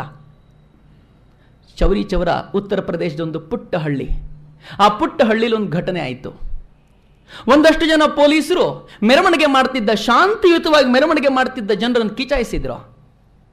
ಆ ಜನ ಮೆರವಣಿಗೆ ನಿಲ್ಲಿಸೋಲ್ಲ ಅಂತ ಹೇಳಿದಾಗ ಅವ್ರ ಮೇಲೆ ಗುಂಡು ಹಾರಿಸಿದ್ರು. 3 ಜನ ಸತ್ತು ಹೋದ್ರು. ಸಹಜವಾಗಿ ಸೇರಿರುವಂತ ಹಳ್ಳಿ ಜನಕ್ಕೆ ಕೋಪ ಬಂತು. ಅಷ್ಟು ಜನ ಪೊಲೀಸರನ್ನ ಕರ್ಕೊಂಡು ಹೋದ್ರು. ಅವರನ್ನ ಪೊಲೀಸ್ ಸ್ಟೇಷನ್ ಒಳಗೆ ಕೂಡ ಹಾಕಿದ್ರು. ಆ ಸ್ಟೇಷನ್ಗೆ ಬೆಂಕಿ ಹಚ್ಚಿದ್ರು. ಸಹಜವಾದ ಕೋಪ, ಅದು ಉದ್ವೇಗ, ಅದರಲ್ಲಿ ತಪ್ಪೇ ಇಲ್ಲ. ಆದರೆ ಗಾಂಧೀಜಿ ಹೇಳಿದ್ರು, ಈ ದೇಶದ ಜನ ಇನ್ನೂ ಸ್ವಾತಂತ್ರ್ಯ ಪಡೀಲಿಕ್ಕೆ ಅರ್ಹರಾಗಲಿಲ್ಲ. ಈ ದೇಶದ ಜನ ಇನ್ನೂ ಅಸಹಕಾರ ಚಳವಳಿ ಮಾಡೋ ಮಟ್ಟಕ್ಕೆ ಬೆಳೆದಿಲ್ಲ. ಹೀಗಾಗಿ ನಾನು ಅಸಹಕಾರ ಚಳವಳಿನ ವಾಪಸ್ ತಗೊಳ್ತೀನಿ ಎಂದರು. ಅವರಿಗೆ ನಿರ್ಧಾರಕ್ಕೆ ಒಂದೇ ಕ್ಷಣ. ಅಸಹಕಾರ ಚಳವಳಿನ ವಾಪಸ್ ತಗೊಂಡ್ರು. ಆದರೆ ಉದ್ಯೋಗ ಬಿಟ್ಟ ಡಾಕ್ಟರ್ಗಳಿಗೆ ಉದ್ಯೋಗ ಸಿಗಲಿಲ್ಲ, ಉದ್ಯೋಗ ಬಿಟ್ಟು ವಕೀಲರಿಗೆ ಉದ್ಯೋಗ ಸಿಗಲಿಲ್ಲ, ಶಾಲೆ ಬಿಟ್ಟ ಮಕ್ಕಳು ಬೀದಿಗೆ ಬಿದ್ರು. ಭಗತ್ ಸಿಂಗ್ನ ತಲೆ ಕೆಟ್ಟೋಯ್ತು. ಅವನು ಹೇಳ್ತಾನೆ, ನಾನು ಶಾಲೆ ಬಿಟ್ಟೆ ಅಸಹಕಾರ ಚಳುವಳಿಗೋಸ್ಕರ. ಆದರೆ ಗಾಂಧೀಜಿ ಏಕಾಏಕಿ ಚೌರಿ ಚೌರಾದ ಘಟನೆಗೋಸ್ಕರ ಇಡೀ ಚಳುವಳಿಯನ್ನು ವಾಪಸ್ ತಗೊಂಡ್ರಲ್ಲ, ನಮ್ಮ ಗತಿ ಏನಾಗಬೇಕು? ಲಾಲಾ ಲಜಪತ್ ರಾಯರು ಪಂಜಾಬ್ನಲ್ಲಿ ಸ್ವಲ್ಪ ಆಲೋಚನೆ ಮಾಡಿ ಒಂದು ನ್ಯಾಷನಲ್ ಕಾಲೇಜನ್ನು ತೆರೆದ್ರು. ಯಾರ್ಯಾರು ಆಗ ಶಾಲೆ ಬಿಟ್ಟಿದ್ರು ಅವ್ರನ್ನ ವಾಪಸ್ ಸೇರಿಸ್ಕೊಳ್ತೀನಿ ಅಂತಂದ್ರು. ಭಗತ್ ಸಿಂಗ್ ಬಿಟ್ಟಿದ್ದು 9ನೇ ಕ್ಲಾಸ್ನಲ್ಲಿ. ಈಗ ನ್ಯಾಷನಲ್ ಕಾಲೇಜಿಗೆ ಸೇರಬೇಕು ಅಂದ್ರೆ SSLC 10ನೇ ಕ್ಲಾಸ್ ಮುಗಿದಿರಬೇಕು. ಸರಿ, ಭಗತ್ ಸಿಂಗ್ನ ಕರೆದು ಇಂಟರ್ವ್ಯೂನಲ್ಲಿ ಕೂರಿಸ್ಕೊಂಡು ಅವನನ್ನು ಪ್ರಶ್ನೆ ಕೇಳಿದ್ರು. ಪ್ರಶ್ನೆ ಕೇಳಿದ್ರೆ ಇತಿಹಾಸದ ಬಗ್ಗೆ ಭಗತ್ ಸಿಂಗ್ ಕೊಟ್ಟ ಉತ್ತರಗಳಿಂದ ರೋಮಾಂಚಿತರಾದ ಪ್ರಿನ್ಸಿಪಲ್ ಹೇಳ್ತಾರೆ, ನೀನು 10ನೇ ಕ್ಲಾಸ್ ಓದಬೇಕು ಅಂತಿಲ್ಲ, ನೀನು ನೇರವಾಗಿ ಕಾಲೇಜಿಗೆ ಬಂದ್ಬಿಡು, ನೀನು ನಮ್ಮ ಜೊತೆ ಅಧ್ಯಯನಕ್ಕಿರೋ, ನೀನು ಕಾಲೇಜಲ್ಲಿ ಓದ್ಲಿಕ್ಕೆ ಶುರು ಮಾಡು ಅಂತ ನ್ಯಾಷನಲ್ ಕಾಲೇಜಲ್ಲಿ ಭಗತ್ ಸಿಂಗ್ ಓದ್ಲಿಕ್ಕೆ ಶುರು ಮಾಡ್ದ. ಭಗತ್ ಸಿಂಗ್ನ ಬುದ್ಧಿ ಎಷ್ಟು ಪ್ರಖರವಾಗಿತ್ತು ಆಲೋಚನೆ ಮಾಡಿ. ಆಗ್ಲೇ ಭಗತ್ ಸಿಂಗ್ ಹೇಳ್ತಾನೆ, ನಾವು ಈ ದೇಶವನ್ನ ಗೆಲ್ಲಬೇಕು ಅಂದ್ರೆ, ನಾವು ಈ ದೇಶದಿಂದ ಬ್ರಿಟಿಷರನ್ನ ಓಡಿಸಬೇಕು ಅಂತಂದ್ರೆ ನಾವು ಅಧ್ಯಯನ ಮಾಡಬೇಕು, ಕ್ರಾಂತಿಕಾರಿಗಳ ಜೀವನವನ್ನು ಅಧ್ಯಯನ ಮಾಡಬೇಕು, ಕ್ರಾಂತಿಯನ್ನು ಹೇಗೆ ಮಾಡಬೇಕು ಅನ್ನೋದನ್ನು ಅಧ್ಯಯನ ಮಾಡಬೇಕು. ಈ ದೇಶದ ಜನಕ್ಕೆ ಕ್ರಾಂತಿಯ ವಿಚಾರಗಳನ್ನು ತಿಳಿಸಬೇಕು ಅಂದ್ರೆ ನಾವು ತತ್ವಶಃ ಶಕ್ತಿಯುತರಾಗಬೇಕು. ಹಾಗಿದ್ರೆ ಶಕ್ತಿಯುತರಾಗೋದು ಹೇಗೆ? ಭಗತ್ ಸಿಂಗ್ ಕಾಲೇಜಿನಲ್ಲಿದ್ದಾಗ ಕಾಲೇಜಿನಲ್ಲಿ ಪಾಠ ಓದಿದ್ದಕ್ಕಿಂತ ಹೆಚ್ಚಾಗಿ ಅವನು ಮಾಡಿದ ಕೆಲಸ ಲೈಬ್ರರಿಯಲ್ಲಿ ಕೂತು ಓದಿದ್ದು. ಅವನಾಗ್ಲೇ ಐರ್ಲೆಂಡಿನ ಕ್ರಾಂತಿಕಾರಿಗಳ ಬಗ್ಗೆ ಅಧ್ಯಯನ ಮಾಡ್ದ. ಅವನಾಗ್ಲೇ ರಷ್ಯನ್ ಕ್ರಾಂತಿಕಾರಿಗಳ ಬಗ್ಗೆ ಅಧ್ಯಯನ ಮಾಡ್ದ. ಅವರ ಕ್ರಾಂತಿಯ ತತ್ವವನ್ನು ಸ್ಪಷ್ಟವಾಗಿ ಅರ್ಥಕೊಂಡ. ಈಗಲೂ ಕೂಡ ಭಗತ್ ಸಿಂಗ್ನ ಬಗ್ಗೆ ಹೇಳಬೇಕಾದ್ರೆ ಹೇಳ್ತಾರೆ, ಅವನ ಕಾಲೇಜಿನ ಕ್ಲಾಸ್ ರೂಮಲ್ಲಿ ಇದ್ದಿದ್ದಕ್ಕಿಂತ ಹೆಚ್ಚಾಗಿ ಲೈಬ್ರರಿಯಲ್ಲಿ ಓದ್ತಿದ್ದಿದ್ದೇ ಜಾಸ್ತಿ ಅಂತ. ಭಗತ್ ಸಿಂಗ್ ನಿರಂತರವಾಗಿ ಅಧ್ಯಯನ ಮಾಡ್ದ, ಕ್ರಾಂತಿಯ ಚಿಂತನೆಗಳನ್ನು ಮೈಗೂಡಿಸಿಕೊಂಡ. ಕಾಲೇಜಿನಲ್ಲೇ ಒಂದು ಸಭೆಯನ್ನು ಸೇರಿಸಿಕೊಂಡ. ತನ್ನ ಪ್ರಭಾವದಿಂದ ತನ್ನ ಪ್ರಭಾವಕ್ಕೆ ಬಂದಂತ ಯುವಕರನ್ನ ಸೇರಿಸಿಕೊಂಡು ಒಂದು ಸಭೆ ಮಾಡ್ದ. ಆ ಸಭೆ ಮೂಲಕ ಕ್ರಾಂತಿಕಾರಿ ಚಿಂತನೆಗಳನ್ನ ಯುವಕರಿಗೆ ಹರಿಬಿಟ್ಟ. ಆ ಯುವಕರನ್ನ ಸೇರಿಸ್ಕೊಂಡು ಒಂದು ಪಡೆ ಕಟ್ಕೊಂಡ. ಭಗತ್ ಸಿಂಗ್ ಅಲ್ಲಿರ್ಬೇಕಾದ್ರೇನೆ ವಿದ್ಯಾಲಂಕಾರ್ ಅನ್ನುವಂಥ ಅವನ ಗುರುಗಳೊಬ್ಬರು ಹೇಳಿದ್ರು, ಭಗತ್ ಸಿಂಗ್ ನಿನ್ನ ನೋಡಿದ್ರೆ ನಿನ್ನ ಕ್ರಾಂತಿಕಾರಿ ಅನ್ಸುತ್ತೆ, ಹೀಗಾಗಿ ನೀನು ಇಲ್ಲಿರೋಕ್ಕಿಂತ ಶಚೀಂದ್ರನಾಥ್ ಸನ್ಯಾಲ್ ಹತ್ರ ಹೋದ್ರೆ ನಿನಗೆ ಒಳ್ಳೆ ಮಾರ್ಗದರ್ಶನ ಸಿಗುತ್ತೆ. ಶಚೀಂದ್ರನಾಥ್ ಸನ್ಯಾಲ್ ಹತ್ರ ಭಗತ್ ಸಿಂಗ್ ಹೋದ. ಒಬ್ಬ ಅದ್ಭುತವಾದ ಕ್ರಾಂತಿಕಾರಿ ಶಚೀಂದ್ರರು. ಶಚೀಂದ್ರ ಹೇಳ್ತಾರೆ, ಭಗತ್ ಸಿಂಗ್ ನಿನ್ನಲ್ಲಿ ಎಲ್ಲ ತಾಕತ್ತು ಇದೆ, ಆದರೆ ಒಂದೇ ಒಂದು ಕಂಡೀಷನ್ ಇದೆ, ನೀನು ಕ್ರಾಂತಿಕಾರಿ ಆಗಬೇಕು ಅಂದರೆ. ಏನು ಕಂಡೀಷನ್ನು? ನಾನು ಯಾವತ್ತು ಬಾ ಅಂತ ಹೇಳ್ತೀನೋ, ನಾನು ಯಾವತ್ತು ಒಂದು ಕರೆ ಕೊಡ್ತೀನೋ ಆವತ್ತು ನೀನು ಮನೆ ಮಠ ಎಲ್ಲ ಬಿಟ್ಟು ಬರಬೇಕು. ಸಾಧ್ಯ ಆಗತ್ತಾ? ಭಗತ್ ಸಿಂಗ್ ಹೇಳ್ದ, ನಾನು ಈಗಲೇ ಬರಲಾ? ನಾನು ಮನೆ ಮಠ ಬಿಟ್ಟು ಯಾವುದೋ ಕಾಲ ಆಗೋಗಿದೆ, ನನಗೆ ಬೇಕಾಗಿಲ್ಲ, ನೀವು ಹೇಳಿದ್ರೆ ನಾನು ಈಗಲೇ ಬರ್ತೀನಿ. ಶಚೀಂದ್ರ ಹೇಳಿದ್ರು, ಬೇಡ ಬೇಡ, ಸಮಯ ಬಂದಾಗ ಕರಿತೀನಿ, ಅಲ್ಲಿವರೆಗೂ ನೀನು ಕ್ರಾಂತಿಯ ತತ್ವಗಳನ್ನು ಅಧ್ಯಯನ ಮಾಡ್ತೀರೋ. ಅಷ್ಟೊತ್ತಿಗೆ ಮನೇಲಿ ಅಲ್ಲೋಲ ಕಲ್ಲೋಲ ಶುರುವಾಯಿತು. ಒಬ್ಬ ಯುವಕ ಕಾಲೇಜಿಗಿಂತ ಜಾಸ್ತಿಯಾಗಿ ಲೈಬ್ರರಿಯಲ್ಲಿ ಕೂತು ಕ್ರಾಂತಿಯ ತತ್ವ ಓದ್ತಿದ್ದಾನೆ ಅಂದರೆ ಮನೇಲಿ ಯಾರು ತಾನೇ ಸುಮ್ಮನಿರ್ಲಿಕ್ಕೆ ಸಾಧ್ಯ? ಹುಡುಗ ದಾರಿ ತಪ್ಪಿಟ್ಟಿದ್ದಾನೆ. ಅವನನ್ನು ಮತ್ತೆ ದಾರಿಗೆ ತರಬೇಕು ಅಂದರೆ ಒಂದೇ ಒಂದು ಉಪಾಯ ನಾವು ಮನೇಲಿ ಈಗಲೂ ಮಾಡೋದು, ಅವನಿಗೆ ಮದುವೆ ಮಾಡಬೇಕು. ಮನೇಲಿ ಅಜ್ಜಿ ಆಲೋಚನೆ ಮಾಡಿದ್ರು, ನೀಗ್ಲೇ ಕರೆಸಿ ಅವನಿಗೆ ಮದುವೆ ಮಾಡಬೇಕು, ಎಷ್ಟೇ ಕಷ್ಟ ಆದರೂ ಚಿಂತಿಲ್ಲ. ಅವನಿಗೂ ಹೇಳ್ದೆ, ನಿಶ್ಚಿತಾರ್ಥದ ದಿನ ಕೂಡ ಬುಕ್ ಮಾಡ್ಕೊಂಡ್ರು. ಅರ್ಜೆಂಟಾಗಿ ಬಾ ಅಂತ ಇವನಿಗೆ ಕರೆ ಕಳಿಸಿದ್ರು. ಇವನು ಬಂದು ನೋಡಿದ್ರೆ ನಿಶ್ಚಿತಾರ್ಥದ ದಿನ ಪಕ್ಕ ಆಗೋಗಿದೆ. ಏನೂ ಮಾಡ್ಲಿಕ್ಕೆ ಸಾಧ್ಯ ಇಲ್ಲ, ಸುಮ್ಮನಿದ್ದ. ನಿಶ್ಚಿತಾರ್ಥದ ದಿನವೇ ಯೋಗ ನೋಡಿ.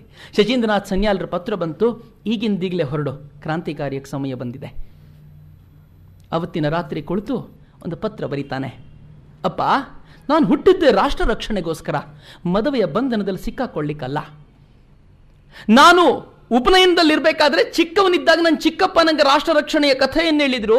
ಉಪನಯನದ ಸಂದರ್ಭದಲ್ಲಿ ಅಜ್ಜ ನನ್ನ ಹತ್ರ ಮಾತು ತಗೊಂಡಿದ್ದಾರೆ, ರಾಷ್ಟ್ರಕ್ಕೋಸ್ಕರ ಅರ್ಪಣೆ ಆಗ್ತೀನಿ ಅಂತ. ಹೀಗಿದ್ಮೇಲೆ ಮದುವೆ ಆಗಿ ಮನೆಯಲ್ಲೇ ಕೊಳೆಯೋದ್ರಲ್ಲಿ ಅರ್ಥ ಇಲ್ಲ ಅಲ್ವಪ್ಪ. ಹಾಗಂತೇಳಿ ಒಂದು ಪತ್ರ ಬರೆದು ಅಪ್ಪನಿಗೆ ಅಂತಿಟ್ಟು ಮಾಯ ಆಗ್ಬಿಟ್ಟ. ಮನೆಯಲ್ಲಿ ಹುಡುಕಾಡಿದ್ರೆ ಎಲ್ಲಿದ್ದಾನೆ ಭಗತ್ ಹೊರಟ ಕ್ರಾಂತಿ ಕಾರ್ಯಕ್ಕೋಸ್ಕರ ಧುಮುಕದ. ನಿರಂತರವಾಗಿ ಕ್ರಾಂತಿ ಕಾರ್ಯದಲ್ಲಿ ಭಾಗಿಯಾದ. ಕ್ರಾಂತಿ ಚಟುವಟಿಕೆಗಳನ್ನು ಚೆನ್ನಾಗಿ ಅರ್ಥೈಸಿಕೊಂಡ. ಮನೇಲಿ ಮತ್ತೆ ಗಲಾಟೆ ಶುರುವಾಯಿತು. ನಿನಗೆ ಮದುವೆ ಮಾಡಲ್ಲ ಮಾರಾಯ, ನಿನಗೆ ಮದುವೆ ಅಂತೂ ಮಾಡೋಲ್ಲ, ಆದರೆ ನಮ್ಮ ಜೊತೆ ಬಂದಿರು, ನೀನು ಏನು ಮಾಡ್ತೀಯೋ ಮಾಡ್ಕೊ, ನಮ್ಮ ಜೊತೆ ಬಂದಿರು ಅಂತ ದುಂಬಾಲ್ ಬಿದ್ರು. ಕೊನೆಗೆ ಒತ್ತಾಯಕ್ಕೆ ಭಗತ್ ಸಿಂಗ್ ಕೆಲವು ದಿನ ಮನೇಲಿ ಇರೋಣ ಅಂತ ಬಂದ. ಇನ್ನು ಪುಟ್ಟ ಹುಡುಗ, 15-16 ವರ್ಷದ ಹುಡುಗ, SSLCಯ ಮಟ್ಟದ ಹುಡುಗ. ಸ್ವಲ್ಪ ಆಲೋಚನೆ ಮಾಡಬೇಕಾದ ವಿಚಾರ. ಆ ಹುಡುಗ ಮನೆಗೆ ಬಂದ ಕೂಡಲೇ ಬ್ರಿಟಿಷರು ಅದಾಗಲೇ ಅವನ ಮೇಲೆ ಕಣ್ಣಿರಿಸಿ ಆಗಿತ್ತು. ಈ ಹುಡುಗ ಬ್ರಿಟಿಷ್ ಸತ್ತೆಗೆ ತೊಂದರೆ ಕೊಡುವಂಥವನು, ಭಾರತದ ಮುಕ್ತಿಗೆ ಓಡಾಡುವನು, ಇವನ ಮೇಲೆ ಗೂಢಚರ್ಯ ವ್ಯವಸ್ಥೆ ಯಾವಾಗಲೂ ಎಚ್ಚರಿಕೆಯಿಂದ ನೋಡ್ತಿರಬೇಕು. ಅವನು ಮನೆಗೆ ಬಂದರೂ ಕೂಡ ಬ್ರಿಟಿಷ್ ಗೂಢಚರ್ಯ ಅವನನ್ನು ಬಿಡಲಿಲ್ಲ. ಭಗತ್ ಸಿಂಗ್ ಕೂಡ ಜಗ್ಗೋ ಜಾಯಮಾನದವನಲ್ಲ. ಅಕಾಲಿ ದಳದ ಒಂದು ತಂಡ ಒಂದ್ಸಲ ಇಡೀ ಪಂಜಾಬ್ನಾದ್ಯಂತ ಪ್ರವಾಸ ಮಾಡ್ತಾ ಕ್ರಾಂತಿಯ ಕೆಚ್ಚದೆಯನ್ನು ಹುರಿದುಂಬಿಸ್ತಿತ್ತು. ಬ್ರಿಟಿಷರು ಒಂದು ಸ್ಪಷ್ಟವಾದ ನಿಯಮ ಹೇರಿದ್ರು, ಅಕಾಲಿ ದಳದವರಿಗೆ ಯಾರೂ ಊಟ ಕೊಡಬಾರದು ಅಂತ. ಆದರೆ ಭಗತ್ ಸಿಂಗ್ ಇಡೀ ದಿನ ಬೆಳಿಗ್ಗೆ ತನ್ನ ಕೆಲಸ ತಾನು ಮಾಡ್ಕೊಳ್ತಾ ರಾತ್ರಿ ಆದ ಕೂಡಲೇ ಇಡೀ ಊರಿನವ್ರನ್ನ ಸೇರಿಸಿಕೊಂಡು ಕದ್ದು ಮುಚ್ಚಿ ಆ ದಳದವರಿಗೆ ಊಟ ಕೊಡ್ತಿದ್ದ. ಭಗತ್ ಸಿಂಗ್ ಕೊಟ್ಟ ಊಟದ ಕಾರಣದಿಂದಾಗಿ ನಿರಂತರವಾಗಿ ಅಕಾಲಿ ದಳದವರು ಯಾವುದೇ ಸಮಸ್ಯೆ ಇಲ್ಲದೆ ತಮ್ಮ ಪ್ರಚಾರ ಕಾರ್ಯ ಮುಂದುವರೆಸಿದ್ರು. ಬ್ರಿಟಿಷರಿಗೆ ಗೊತ್ತಾಯಿತು, ಅವರಿಗೆ ಊಟ ಕೊಡಬೇಡ ಅಂದ್ರೂ ಊಟ ಕೊಡಿಸೋದ್ರಲ್ಲಿ ಮುಂಚೂಣಿಯಲ್ಲಿ ನಿಂತವನು ಭಗತ್ ಸಿಂಗ್.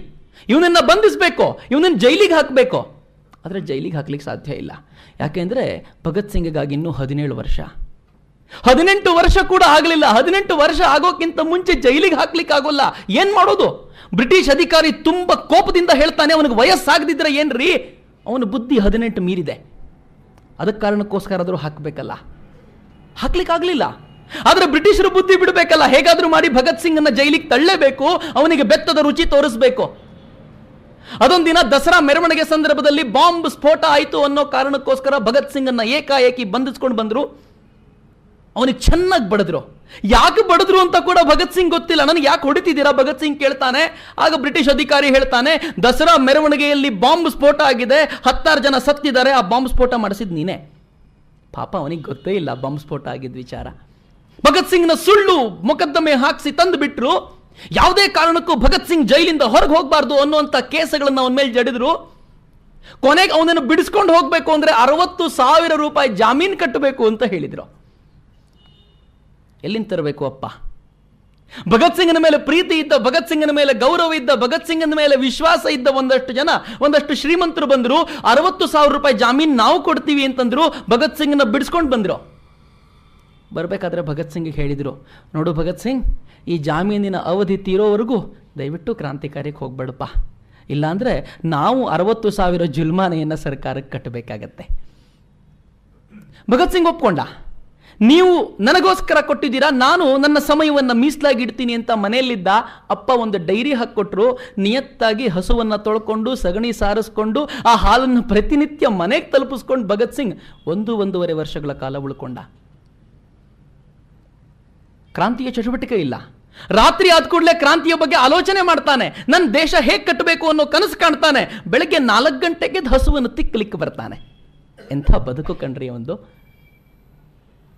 ಒಂದು ಕಾಲ 1.5 ವರ್ಷದ ನಂತರ ಅವನು ಜಾಮೀನಿನ ಅವಧಿ ತೀರ್ತು ಅಂತ ಗೊತ್ತಾದ ಮರುದಿನ ದೆಹಲಿಗೆ ಹಾರ್ಬಿಟ್ಟ. ನಾನು ಇನ್ನಿರೋಲ್ಲ, ನಾನು ಇದ್ದಿದ್ದು ನನ್ನ ಜಾಮೀನಿನ ಅವಧಿ ಮುಗಿಲಿ ಅನ್ನೋ ಕಾರಣಕ್ಕೋಸ್ಕರ ಇವತ್ತು ಮುಗೀತು, ಇವತ್ತು ನಾನು ದೆಹಲಿಗೆ ಹೋಗ್ತೀನಿ ಅಂತ ದೆಹಲಿಯಲ್ಲಿ ಕ್ರಾಂತಿಕಾರಿಗಳು ಸೇರಿದ್ದ ಸಭೆಯಲ್ಲಿ ತಾನೂ ಸೇರಿಕೊಂಡ. ಆ ವೇಳೆಗಾಗಲೇ ಕಾಕೋರಿ ದರೋಡೆಯಾಗಿತ್ತು. ಕಾಕೋರಿ ದರೋಡೆ ಆಯಿತು ಅನ್ನೋ ಕಾರಣಕ್ಕೋಸ್ಕರ ಅನೇಕ ಕ್ರಾಂತಿಕಾರಿಗಳು ಬಂಧಿಸಲ್ಪಟ್ಟರು, ಜೈಲಿಗೆ ತಳ್ಳಲ್ಪಟ್ಟರು. ಉಳ್ಕೊಂಡವರು ಆ ಕ್ರಾಂತಿಕಾರಿ, ಹಳೆಯ ಕ್ರಾಂತಿಕಾರಿಗಳ ಗುಂಪಿನಲ್ಲಿ ಉಳ್ಕೊಂಡವರು ಚಂದ್ರಶೇಖರ್ ಆಜಾದ್ ಮಾತ್ರ. ಚಂದ್ರಶೇಖರ್ ಆಜಾದ್ ಮತ್ತು ಭಗತ್ ಸಿಂಗ್ ಯಾವಾಗ ಜೊತೆ ಆದರೂ ಕ್ರಾಂತಿಕಾರಿಗೊಂದು ಹೊಸ ಆಯಾಮವೇ ಸಿಕ್ಬಿಡ್ತು. ಕ್ರಾಂತಿಕಾರಿಗೊಂದು ಹೊಸ ದಿಕ್ಕು ಸಿಕ್ತು. ಭಗತ್ ಸಿಂಗ್ ಹೇಳ್ದ, ಹಿಂದೂಸ್ತಾನ್ ರಿಪಬ್ಲಿಕನ್ ಆರ್ಮಿ ಅನ್ನೋ ನಮ್ಮ ಕ್ರಾಂತಿಕಾರಿ ಸಂಸ್ಥೆನ ಇನ್ಮುಂದೆ ನಾವು ಹಿಂದೂಸ್ತಾನ್ ಸೋಷಲಿಸ್ಟಿಕ್ ರಿಪಬ್ಲಿಕನ್ ಆರ್ಮಿ ಮಾಡೋಣ. ಸಮಾಜವಾದಿ ಚಿಂತನೆಯ ಮೇಲೆ ಭಾರತದ ತತ್ವಗಳನ್ನು ಕಟ್ಟೋಣ. ಬ್ರಿಟಿಷರನ್ನ ಓಡಿಸೋದು ಮೊದಲು ಆದರ್ಶವಾಗಿರಲಿ, ಆನಂತರ ಭಾರತವನ್ನು ಕಟ್ಟೋದು ನಮ್ಮ ಚಿಂತನೆ ಆಗಿರಲಿ. ನಿಜಕ್ಕೂ ಭಗತ್ ಸಿಂಗ್ನ ಆಲೋಚನೆಗಳನ್ನು ನಾವು ಗೌರವಿಸಬೇಕಾಗಿದ್ದಿಲ್ಲಿ. ಬರೀ ಬ್ರಿಟಿಷರನ್ನ ಇಲ್ಲಿಂದ ಓಡಿಸ್ಬಿಟ್ರೆ ಆಯ್ತು ಅಂತ ಭಗತ್ ಸಿಂಗ್ ಯಾವತ್ತೂ ಭಾವಿಸಿರ್ಲಿಲ್ಲ. ಅವನಿಗೆ ಸ್ಪಷ್ಟವಾಗಿ ಗೊತ್ತಿತ್ತು, ನಾವಿಲ್ಲಿಂದ ಬ್ರಿಟಿಷರನ್ನ ಓಡಿಸ್ತೀವಿ, ಶೋಷಣೆ ಮಾಡುವಂತ ಜನರನ್ನ ತಂದು ಕೂರಿಸಿದ್ರೆ ಬ್ರಿಟಿಷರು ಹೋಗಿದ್ದು ಉಪಯೋಗ ಏನೂ ಇಲ್ಲ. ಬಿಳಿಯ ದೊರೆಗಳು ಹೋಗಿ ಕಪ್ಪು ದೊರೆಗಳಷ್ಟೇ ಬಂದು ಕೂತ್ಕೋತಾರೆ. ನಾವು ಬ್ರಿಟಿಷರನ್ನ ಓಡಿಸೋದಷ್ಟೇ ಅಲ್ಲ, ಬ್ರಿಟಿಷರು ಹೋದ ನಂತರ ಇಲ್ಲಿ ಯಾರಿರಬೇಕು, ಎಂಥ ವ್ಯವಸ್ಥೆ ಇಲ್ಲಿರಬೇಕು ಅನ್ನೋದ್ರ ಬಗ್ಗೆನೂ ಆಲೋಚನೆ ಮಾಡಬೇಕು ಅಂತ ಭಗತ್ ಸಿಂಗ್ ಯಾವಾಗ ಹೇಳಿದ್ದ ನೋಡಿ. ಆಗ ಅವನ ವಯಸ್ಸು 19-20 ವರ್ಷ ಮಾತ್ರ. ಎಂಥ ಪಕ್ವವಾದ ವಯಸ್ಸು. 19-20 ವರ್ಷಕ್ಕೆ ನಮ್ಮ ಹುಡುಗರು ಜೀನ್ಸ್ ಪ್ಯಾಂಟ್ ಹಾಕೊಂಡು ಟೈಟ್ ಟಿ ಶರ್ಟ್ ಹಾಕೊಂಡು ತಿರುಗಾಡ್ತಿರ್ತಾರೆ. 19-20 ವರ್ಷಕ್ಕೆ ಮನೆಯಲ್ಲಿ ಅಪ್ಪನ ಜೊತೆ ಗಲಾಟೆ ಮಾಡಿ ಬೈಕ್ ತಗೊಂಡು ಅಪ್ಪನ ಹತ್ರನೇ ದುಡ್ಡು ತಗೊಂಡು ಪೆಟ್ರೋಲ್ ಹಾಕೊಂಡು ತಿರುಗಾಡ್ತಾರೆ. 19-20 ವರ್ಷಕ್ಕೆ ನಮ್ಮ ಬುದ್ಧಿ ಕೂಡ ಬಲ್ತಿರೋಲ್ಲ ಕಣ್ರಿ. ಆಗ ಭಗತ್ ಸಿಂಗ್ ಹೇಳ್ತಾನೆ ಈ ದೇಶದ ವ್ಯವಸ್ಥೆ ಹೇಗಿರಬೇಕು ಅಂತ. ಆಗ ಭಗತ್ ಸಿಂಗ್ ಕ್ರಾಂತಿಕಾರ್ಯದ ಕಲ್ಪನೆಯನ್ನ, ಕನಸನ್ನ ಕಟ್ಟಿಕೊಡ್ತಾನೆ. ಎಂಥ ವಯಸ್ಸು, ಎಂಥ ಯೌವನ. ಭಗತ್ ಸಿಂಗ್ನ ಬದುಕು ಆ ಯೌವನದಲ್ಲೇ ರೂಪುಗೊಂಡಿದ್ದು ತುಂಬಾ ವಿಶಿಷ್ಟವಾದ ಚಿಂತನೆ. ತಾನು ಕಟ್ಟಿದ ನೌಜವಾನ್ ಭಾರತ ಸಭಾವನ್ನ ಬಲಿಷ್ಠಪಡಿಸಿದ. ಎಷ್ಟು ಅದ್ಭುತವಾಗಿ ಸಂಘಟನೆ ಕಟ್ಟಿಕೊಂಡ ಅಂದ್ರೆ, ನೌಜವಾನ್ ಭಾರತ ಸಭಾ ಅನ್ನೋದು ಇದ್ದಿದ್ದೇ ಕ್ರಾಂತಿಕಾರ್ಯ ಮಾಡಲಿಕ್ಕೆ. ಆದ್ರೆ ಅದರ ಪ್ರಣಾಳಿಕೆಯಲ್ಲಿ ಹೇಳ್ತಾನೆ, ನಾವು ಕ್ರಾಂತಿಕಾರಿಗೋಸ್ಕರ ಅಲ್ಲ, ನಾವಿರೋದು ವ್ಯಕ್ತಿತ್ವವನ್ನು ರೂಪಿಸಲಿಕ್ಕೋಸ್ಕರ, ಈ ದೇಶದ ಯುವಕರನ್ನ ತಯಾರು ಮಾಡಲಿಕ್ಕೋಸ್ಕರ, ಈ ದೇಶದ ಯುವಕರಿಗೆ ವ್ಯಕ್ತಿತ್ವವನ್ನು ತಂದುಕೊಡ್ಲಿಕ್ಕೋಸ್ಕರ. ಹಾಗಂತ ಊರೂರು ತಿರುಗಾಡಿಕೊಂಡು ಯುವಕರನ್ನ ಸೇರಿಸಿಕೊಂಡು ಭಾರತದ ಕತೆ ಹೇಳ್ತಾನೆ. ನೀವು ಕ್ರಾಂತಿಕಾರಿಗೆ ಬರಬೇಕು ಅಂತ ಕೇಳ್ತಾನೆ. ಎಂಥ ಅದ್ಭುತವಾದ ಸಂಘಟನೆ ಮಾಡಿಕೊಂಡ.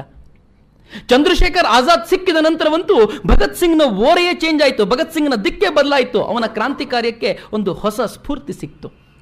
ಅದೇ ವೇಳೆಗೆ ಭಾರತಕ್ಕೆ ಸೈಮನ್ ಅನ್ನೋನು ಬಂದಿದ್ದು. ಒಬ್ಬ ಬ್ರಿಟಿಷ್ ಅಧಿಕಾರಿ ಸೈಮನ್ ತನ್ನ 7 ಜನ ಸೈನ್ಯದೊಂದಿಗೆ ಭಾರತಕ್ಕೆ ಬಂದು ಹೇಳ್ತಾನೆ, ನಾವು ಭಾರತಕ್ಕೆ ಪರಮಾಧಿಕಾರ ಕೊಡ್ತೀವಿ. ಏನು ಪರಮಾಧಿಕಾರ ಅಂದ್ರೆ, ಇಲ್ಲಿ ಅಧಿಕಾರಿಗಳೆಲ್ಲ ನಿಮ್ಮವರು, ರಾಜ್ಯ ನಡೆಸೋರು ನಿಮ್ಮವರು, ಆದ್ರೆ ರಾಜ್ಯ ಹೇಗೆ ನಡೆಸಬೇಕು ಅನ್ನೋ ಆರ್ಡರ್ ನಾವು ಕೊಡ್ತೀವಿ. ಮೇಲಿನ ಅಧಿಕಾರಿಗಳಿರೋರು, ನಿಮ್ಮ ಎತ್ತರಕ್ಕೆ ಕುಳಿತುಕೊಳ್ಳೋರು, ರಾಜರು ಎಲ್ಲ ನಿಮ್ಮವರೇ ಇರ್ತಾರೆ, ಆದರೆ ಅವರು ಜುಟ್ಟು ನಮ್ಮ ಕೈಲಿರುತ್ತೆ. ಇದು ಪರಮಾಧಿಕಾರದ ಸ್ವರೂಪ. ಗಾಂಧೀಜಿ ಒಪ್ಕೊಂಡ್ರು. ಆದರೆ ಲಾಲಾ ಲಜಪತ್ ರಾಯ್ ಹೇಳಿದ್ರು ಸಾಧ್ಯನೇ ಇಲ್ಲ, ಪೂರ್ಣ ಸ್ವರಾಜ್ಯವೇ ನಮ್ಮ ದಿಕ್ಕು. ಸೈಮನ್ ಭಾರತಕ್ಕೆ ಬರೋ ಅವಶ್ಯಕತೆಯೇ ಇಲ್ಲ, ಸೈಮನ್ ಮೊದಲು ಜಾಗ ಖಾಲಿ ಮಾಡು ಅಂದ್ರು. ಅವರಿಗೆ ಸಪೋರ್ಟ್ ಮಾಡಿದ್ದು, ಅವರಿಗೆ ಬೆನ್ನೆಲುಬಾಗಿ ನಿಂತಿದ್ದು ಭಗತ್ ಸಿಂಗ್ ಮತ್ತು ಅವನ ಗೆಳೆಯರ ನೌಜವಾನ್ ಸಭಾ. ಸೈಮನ್ ಗೋ ಬ್ಯಾಕ್ ಅನ್ನುವಂತ ಘೋಷಣೆ ದೇಶದಾದ್ಯಂತ ಮೊಳಗಿತು. ಲಾಲಾ ಲಜಪತ್ ರಾಯರ ಜೊತೆ ಭಗತ್ ಸಿಂಗ್ರ ನೌಜವಾನ್ ಸಭಾ ದೊಡ್ಡದೊಂದು ಪ್ರತಿಭಟನೆ ಆಯೋಜನೆ ಮಾಡಿತು. ಸೈಮನ್ ರೈಲಿಂದ ಇಳಿಯೋಕ್ಕಿಂತ ಮುಂಚೆ ದೊಡ್ಡದೊಂದು ಪ್ರತಿಭಟನೆ ಆಯೋಜನೆ ಮಾಡಿದ ಲಾಲಾ ಲಜಪತ್ ರಾಯ್ ಹೇಳ್ತಾರೆ, ಸೈಮನ್ಗೆ ರೈಲಿಂದ ಕೆಳಗೆ ಕಾಲಿಡ್ಲಿಕ್ಕೆ ನಾವು ಬಿಡೋಲ್ಲ. ಬ್ರಿಟಿಷ್ ಅಧಿಕಾರಿಗಳು ಹೇಳ್ತಾರೆ, ನಾವಿದನ್ನು ಒಪ್ಕೊಳ್ಳಲ್ಲ, ನೀವೆಲ್ಲ ಈಗಿಂದೀಗಲೇ ಚದುರಬೇಕು, ಸೈಮನ್ನ ಕಣ್ಣಿಗೆ ನೀವು ಯಾರೂ ಬೀಳಬಾರದು, ಬಿದ್ದರೆ ಸುಮ್ಮನಿರೋಲ್ಲ ನಾವು. ಲಾಲಾ ಲಜಪತ್ ರಾಯರು ಹೇಳ್ತಾರೆ, ನಾವು ಸೈಮನ್ನ ಕಣ್ಣಿಗೆ ಬೀಳಬಾರದು ಅಂದ್ರೆ ಒಂದು ಒಳ್ಳೆ ಉಪಾಯ ಇದೆ.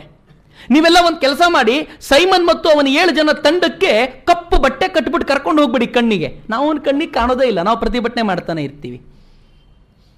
ಪ್ರತಿಭಟನೆ ಜೋರಾಯಿತು. ಸೈಮನ್ ತಾನು ರೈಲಿನಿಂದ ಕೆಳಗಿಳಿಯೋಕ್ಕಿಂತ ಮುಂಚೆ ಈ ನೌಜವಾನ್ ಭಾರತ ಸಭಾ ಮತ್ತು ಲಾಲಾ ಲಜಪತ್ ರಾಯರ ತಂಡ ಅವ್ರ ಮೇಲೆ ಅಡ್ಡ ಹಾಕ್ತು. ನೀವು ಒಳಗೆ ಬರುವಾಗಿಲ್ಲ ಅಂತ ಅವ್ರನ್ನ ಅಡ್ಡ ಹಾಕಿ ವಾಪಸ್ ಹೋಗಿ ಅಂತ ಹೇಳ್ತು. ಅಷ್ಟು ಹೊತ್ತಿನಿಂದ ಇದೇ ಪ್ರತಿಭಟನೆಯನ್ನು ನೋಡ್ತಿದ್ದ ಸ್ಕಾಟ್ ಬ್ರಿಟಿಷ್ ಅಧಿಕಾರಿ ಕೂಡಲೇ ಆರ್ಡರ್ ಮಾಡ್ದ, ಚಾರ್ಜ್. ಸ್ಯಾಂಡರ್ಸ್ ಅನ್ನೋ ದುಷ್ಟ ತನ್ನ ಲಾಠಿನ್ ತಗೊಂಡು ಬಂದು ತನ್ನ ಪೊಲೀಸ್ ಸೈನ್ಯದೊಂದಿಗೆ ಈ ನೌಜವಾನ್ ಭಾರತ ಸಭಾದ ಮೇಲೆ, ಲಾಲಾ ಲಜಪತ್ ರಾಯರ ಮೇಲೆ ಲಾಠಿ ಚಾರ್ಜ್ ಶುರು ಮಾಡ್ದ. ಎರ್ರ ಬಿರ್ರಿಯಾಗಿ ಏಟು ಬಿತ್ತು. ಹೊಡೆತಗಳು ಎಲ್ಲಿ ಬಿದ್ದು, ಹೇಗೆ ಬಿದ್ದು ಏನೂ ಕೇಳಬೇಡಿ. ಆದರೂ ಕೂಡ ಲಾಲಾ ಲಜಪತ್ ರಾಯರು ಹೇಳ್ತಾರೆ, ನಿಮಗೆ ಗತಿ ಕಾಣಿಸ್ಲಿಕ್ಕೆ ನಾವು ಬದುಕಿದ್ದೀವಿ, ನಿಮ್ಮ ಏಟುಗಳು ನಮ್ಮನ್ನು ಏನೂ ಮಾಡಲಾರದು. ಸ್ಯಾಂಡರ್ಸ್ ದೂರದಿಂದ ನೋಡ್ದ, ಎಲ್ಲಿವರೆಗೂ ಈ ಮನುಷ್ಯನಿಗೆ ಬಡಿಯಲ್ವೋ ಅಲ್ಲಿವರೆಗೂ ಈ ಪರಿಸ್ಥಿತಿ ನಿಲ್ಲಲ್ಲ. ನೇರವಾಗಿ ಹೋದವನೇ ವಯೋವೃದ್ಧ ಲಾಲಾ ಲಜಪತ್ ರಾಯರಿಗೆ ಚೆನ್ನಾಗಿ ಹೊಡೆದ ಕಣ್ರಿ. ಆ ಲಾಠಿ ಏಟು ಲಾಲಾ ಲಜಪತ್ ರಾಯರ್ ಎದೆಗೆ ಬಿತ್ತು, ಎದೆ ಒಡಿತು. ಲಾಲಾ ಲಜಪತ್ ರಾಯರ್ ರಕ್ತದ ಮಡುವಲ್ಲಿ ಬಿದ್ದರು. ಅವರನ್ನು ಹಾಸ್ಪಿಟಲ್ಗೆ ಅಡ್ಮಿಟ್ ಮಾಡಿದ್ರು. ಅವರ ಪರಿಸ್ಥಿತಿ ಗಂಭೀರವಾಗಿಬಿಡ್ತು. ಎಲ್ಲ ಕ್ರಾಂತಿಕಾರಿಗಳ ಕಣ್ಣಲ್ಲಿ ನೀರು. ಯಾವ ಲಾಲಾ ಲಜಪತ್ ರಾಯರು ತಾವು ಓದಲಿಕ್ಕೆ ದಿಕ್ಕಿಲ್ಲದೆ ಶಾಲೆ ಬಿಟ್ಟು ಬಂದಿದ್ದಾಗ ನಮಗೆ ಶಾಲೆ ಕಟ್ಟಿಸಿಕೊಟ್ಟು ಗುರುವಾಗಿದ್ರು, ಯಾವ ಲಜಪತ್ ರಾಯರು ದೇಶಕ್ಕೋಸ್ಕರ ಪ್ರಾಣ ಕೊಡ್ಲಿಕ್ಕೆ ಸಿದ್ಧರಾಗಿದ್ರು, ಅಂತ ಲಜಪತ್ ರಾಯರನ್ನ ಹೀನಾಯವಾಗಿ ಕಳ್ಕೊಳ್ಬೇಕಾದ ಪರಿಸ್ಥಿತಿ ಬಂತಲ್ಲ. ಎಲ್ಲ ಕ್ರಾಂತಿಕಾರಿಗಳ ಕಣ್ಣಲ್ಲಿ ನೀರು. ಲಾಲಾ ಲಜಪತ್ ರಾಯರು ಹಾಸ್ಪಿಟಲ್ ಇಂದ ಹೇಳ್ತಾರೆ, ಬ್ರಿಟಿಷರೇ, ನೀವು ಮಾಡಿದ ದೌರ್ಜನ್ಯ ಏನಿದೆಯಲ್ಲ ಇದು ನಿಮ್ಮ ಶವಪೆಟ್ಟಿಗೆಗೆ ಹೊಡೆದ ಕೊನೆಯ ಮೊಳೆಗಳು. ನಮ್ಮ ಯುವಕರು ಇನ್ನು ಸುಮ್ಮನೆ ಇರೋಲ್ಲ. ನೀವು ಇದೇ ರೀತಿ ದೌರ್ಜನ್ಯ ಮಾಡ್ತಿದ್ರೆ ಗಲ್ಲಿಗಳಲ್ಲೂ ಯುವಕರು ಹೇಳ್ತಾರೆ, ನಿಮ್ಮನ್ನ ಮಟ್ಟ ಹಾಕ್ತಾರೆ, ನೋಡ್ಕೋತಾ ಇರಿ. ಹಾಗೆ ಹೇಳ್ತಾ ಹೇಳ್ತಾ ಕೊನೆಯ ಉಸಿರು ಬಿಟ್ರು. ಹಿಂದೂಸ್ತಾನ್ ಸೋಷಿಯಲಿಸ್ಟಿಕ್ ರಿಪಬ್ಲಿಕನ್ ಆರ್ಮಿಯಲ್ಲಿ ನಾಚಿಕೆ. ನಾವೆಲ್ಲ ಯುವಕರು ಗಂಡೆದೆಯಿಂದ ಅಲ್ಲಿ ನಿಂತಿರ್ಬೇಕಾದ್ರೆ ನಮ್ಮ ಕಣ್ಣೆದುರಿಗೆ ಲಾಲಾ ಲಜಪತ್ ರಾಯರ ಹತ್ಯೆ ಆಗತ್ತೆ, ಇನ್ನೂ ಕೂಡ ನೋಡ್ಕೊಂಡು ಸುಮ್ಮನಿದ್ರೆ ನಾನು ಹಾಕ್ಕೊಂಡಿರೋ ಬಳೆ ನೀವು ಹಾಕ್ಕೊಳ್ಳಿ ಅಂತ ದುರ್ಗಾಭಾಬಿ ಹೇಳ್ತಾರೆ. ದುರ್ಗಾಭಾಬಿ ಕ್ರಾಂತಿಕಾರಿಗೋಸ್ಕರ ಗುಂಡು ಹಾರಿಸಿದ್ದ ಕಾರಣಕ್ಕೋಸ್ಕರ 3 ವರ್ಷಗಳ ಕಾಲ ಜೈಲು ಅನುಭವಿಸಿ ಬಂದವರು. ಭಗವತಿ ಚರಣನ ಪತ್ನಿ ಆಕೆ ಹೇಳ್ತಾಳೆ, ನೀವು ಯುವಕರಿದ್ದೀರಾ, ನಿಮ್ಮ ಕಣ್ಣೆದುರಿಗೆ ಲಾಲಾ ಲಜಪತ್ ರಾಯರ ಹತ್ಯೆ ಆಯಿತು, ನೀವೇನು ಮಾಡ್ಲಿಕ್ಕಾಗೋಲ್ಲ ಅಂದ್ರೆ ನನ್ನ ಬಳೆಯಲ್ಲಿ ನಿಮ್ಗೆ ಕೊಡ್ತೀನಿ, ಹಾಕ್ಕೊಂಡು ತಿರುಗಾಡಿ. ಎಲ್ರಿಗೂ ರಕ್ತ ಕುದಿಲಿಕ್ಕೆ ಶುರುವಾಗತ್ತೆ. ಹಾಗಿದ್ರೆ ಏನ್ ಮಾಡಬೇಕು? ಭಗತ್ ಸಿಂಗ್ ಹೇಳ್ತಾನೆ, ಒಂದೇ ಒಂದು ದಾರಿ. ನಾವೀಗ ಮಾಡಬೇಕಾಗಿರೋದು ಅಂದ್ರೆ, ಯಾವ ಸ್ಕಾಟ್ ಲಜಪತ್ ರಾಯರ ಮೇಲೆ ಲಾಠಿ ಚಾರ್ಜ್ ಮಾಡ್ಲಿಕ್ಕೆ ಅನುಮತಿ ಕೊಟ್ಟನೋ ಆ ಸ್ಕಾಟ್ನ ಹತ್ಯೆ ಮಾಡಬೇಕು. ಅವನನ್ನು ಹತ್ಯೆ ಮಾಡಿದರೆ ಮಾತ್ರ ಬ್ರಿಟಿಷರಿಗೆ ಎಚ್ಚರಿಕೆ ಕೊಡ್ಲಿಕ್ಕೆ ಸಾಧ್ಯ ಆಗುತ್ತೆ. ಈ ದೇಶದಲ್ಲಿ ಕ್ರಾಂತಿಕಾರಿಗಳು ಬದುಕಿದ್ದಾರೆ, ರಕ್ತಕ್ಕೆ ರಕ್ತದ ಪ್ರತೀಕಾರವನ್ನು ಕೊಡ್ತಾರೆ. ಭಗತ್ ಸಿಂಗ್ ಕೊಡೋ ವಾದ ಎಷ್ಟು ಅದ್ಭುತವಾಗಿದೆ. ಭಗತ್ ಸಿಂಗ್ ಹೇಳ್ತಾನೆ, ನಾವು ಸ್ಕಾಟ್ನ ಹತ್ಯೆ ಮಾಡಿದ ಮರುದಿನ ಈ ದೇಶದಿಂದ 100 ಬ್ರಿಟಿಷರು ಪಲಾಯನ ಮಾಡ್ತಾರೆ, ಜಾಗ ಖಾಲಿ ಮಾಡ್ತಾರೆ, ತಮ್ಮ ಹೆಂಡತಿ ಮಕ್ಕಳನ್ನು ಕರ್ಕೊಂಡು ಓಡೋಗ್ಬಿಡ್ತಾರೆ. ಯಾಕಂದ್ರೆ ಇನ್ಸೆಕ್ಯೂರಿಟಿ ಫೀಲ್ ಶುರುವಾಗ್ಬಿಡತ್ತೆ. ಹಾಗಿದ್ರೆ ಈ ಕೆಲಸ ಯಾರು ಮಾಡಬೇಕು? ದುರ್ಗಾಭಾಬಿ ಕೈ ಎತ್ತಿ ಹೇಳ್ತಾರೆ, ನಾನು ಸ್ಕಾಟ್ನ ಹತ್ಯೆ ಮಾಡ್ತೀನಿ. ಎಲ್ಲರೂ ಹೇಳ್ತಾರೆ, ದುರ್ಗಾಭಾಬಿ ಈಗ ತಾನೇ ಜೈಲಿಂದ ಬಂದಿದ್ದೀರಾ, ಈ ಕೆಲಸ ನಿಮಗೆ ಕೊಡೋಷ್ಟು ನಾವು ನಪುಂಸಕರಾಗಲಿಲ್ಲ, ನಾವು ಸ್ಕಾಟ್ನ ಹತ್ಯೆ ಮಾಡ್ತೀವಿ. ಸುಖದೇವ್ ಅದ್ಭುತವಾಗಿ ಪ್ಲಾನಿಂಗ್ ಮಾಡುವಂತ ಕ್ರಾಂತಿಕಾರಿ ಬಂದು ನಿಂತು ಹೇಳ್ತಾನೆ, ಸ್ಕಾಟ್ನ ಹತ್ಯೆ ಮಾಡೋದು ಹೇಗೆ ಅನ್ನೋ ಪ್ಲಾನ್ ನಾನು ಹಾಕ್ತೀನಿ. 4 ಜನರನ್ನು ಆರಿಸ್ಕೊಂಡ. ರಾಜ್ಗುರು, ಭಗತ್ ಸಿಂಗ್, ಚಂದ್ರಶೇಖರ್ ಆಜಾದ್ ಮತ್ತು ಜೈಪಾಲ್. ಜೈಪಾಲ್ನ ಕೆಲಸ ಏನು? ಸ್ಕಾಟ್ನ ಮೇಲೆ ಕಣ್ಣಿಡಬೇಕು. ಸ್ಕಾಟ್ ಯಾವಾಗ ಸ್ಟೇಷನ್ಗೆ ಬರ್ತಾನೆ, ಯಾವ ಹೊತ್ತಿನಲ್ಲಿ ಸ್ಟೇಷನ್ ಇಂದ ಹೊರಗೆ ಹೋಗ್ತಾನೆ, ಸ್ಕಾಟ್ ಅಂದ್ರೆ ಯಾರು, ಪ್ರತಿಯೊಂದು ಚಲವನಗಳ ಗುರುತಿಸಿ ಯಾರು ಗುಂಡು ಹೊಡಿಬೇಕೋ ಅವ್ರಿಗೆ ಸನ್ನೆ ಮಾಡಿ ಹೋಗ್ಬೇಕು, ನೋಡಿ ಇವನೇ ಸ್ಕಾಟ್ ಅಂತ. ರಾಜ್ಗುರು ಶಾರ್ಪ್ ಶೂಟರ್, ಎಷ್ಟೇ ದೂರದಲ್ಲಿ ನಿಂತಿದ್ರು ಯಾರಿಗೆ ಗುಂಡು ಹೊಡಿಬೇಕು ಅಂತ ಹೇಳಿ ಅವರಿಗೆ ನಿಖರವಾಗಿ ಗುಂಡು ಹೊಡೆಯುವಂತ ಶೂಟರ್, ಅವನು ಶೂಟ್ ಮಾಡಬೇಕು.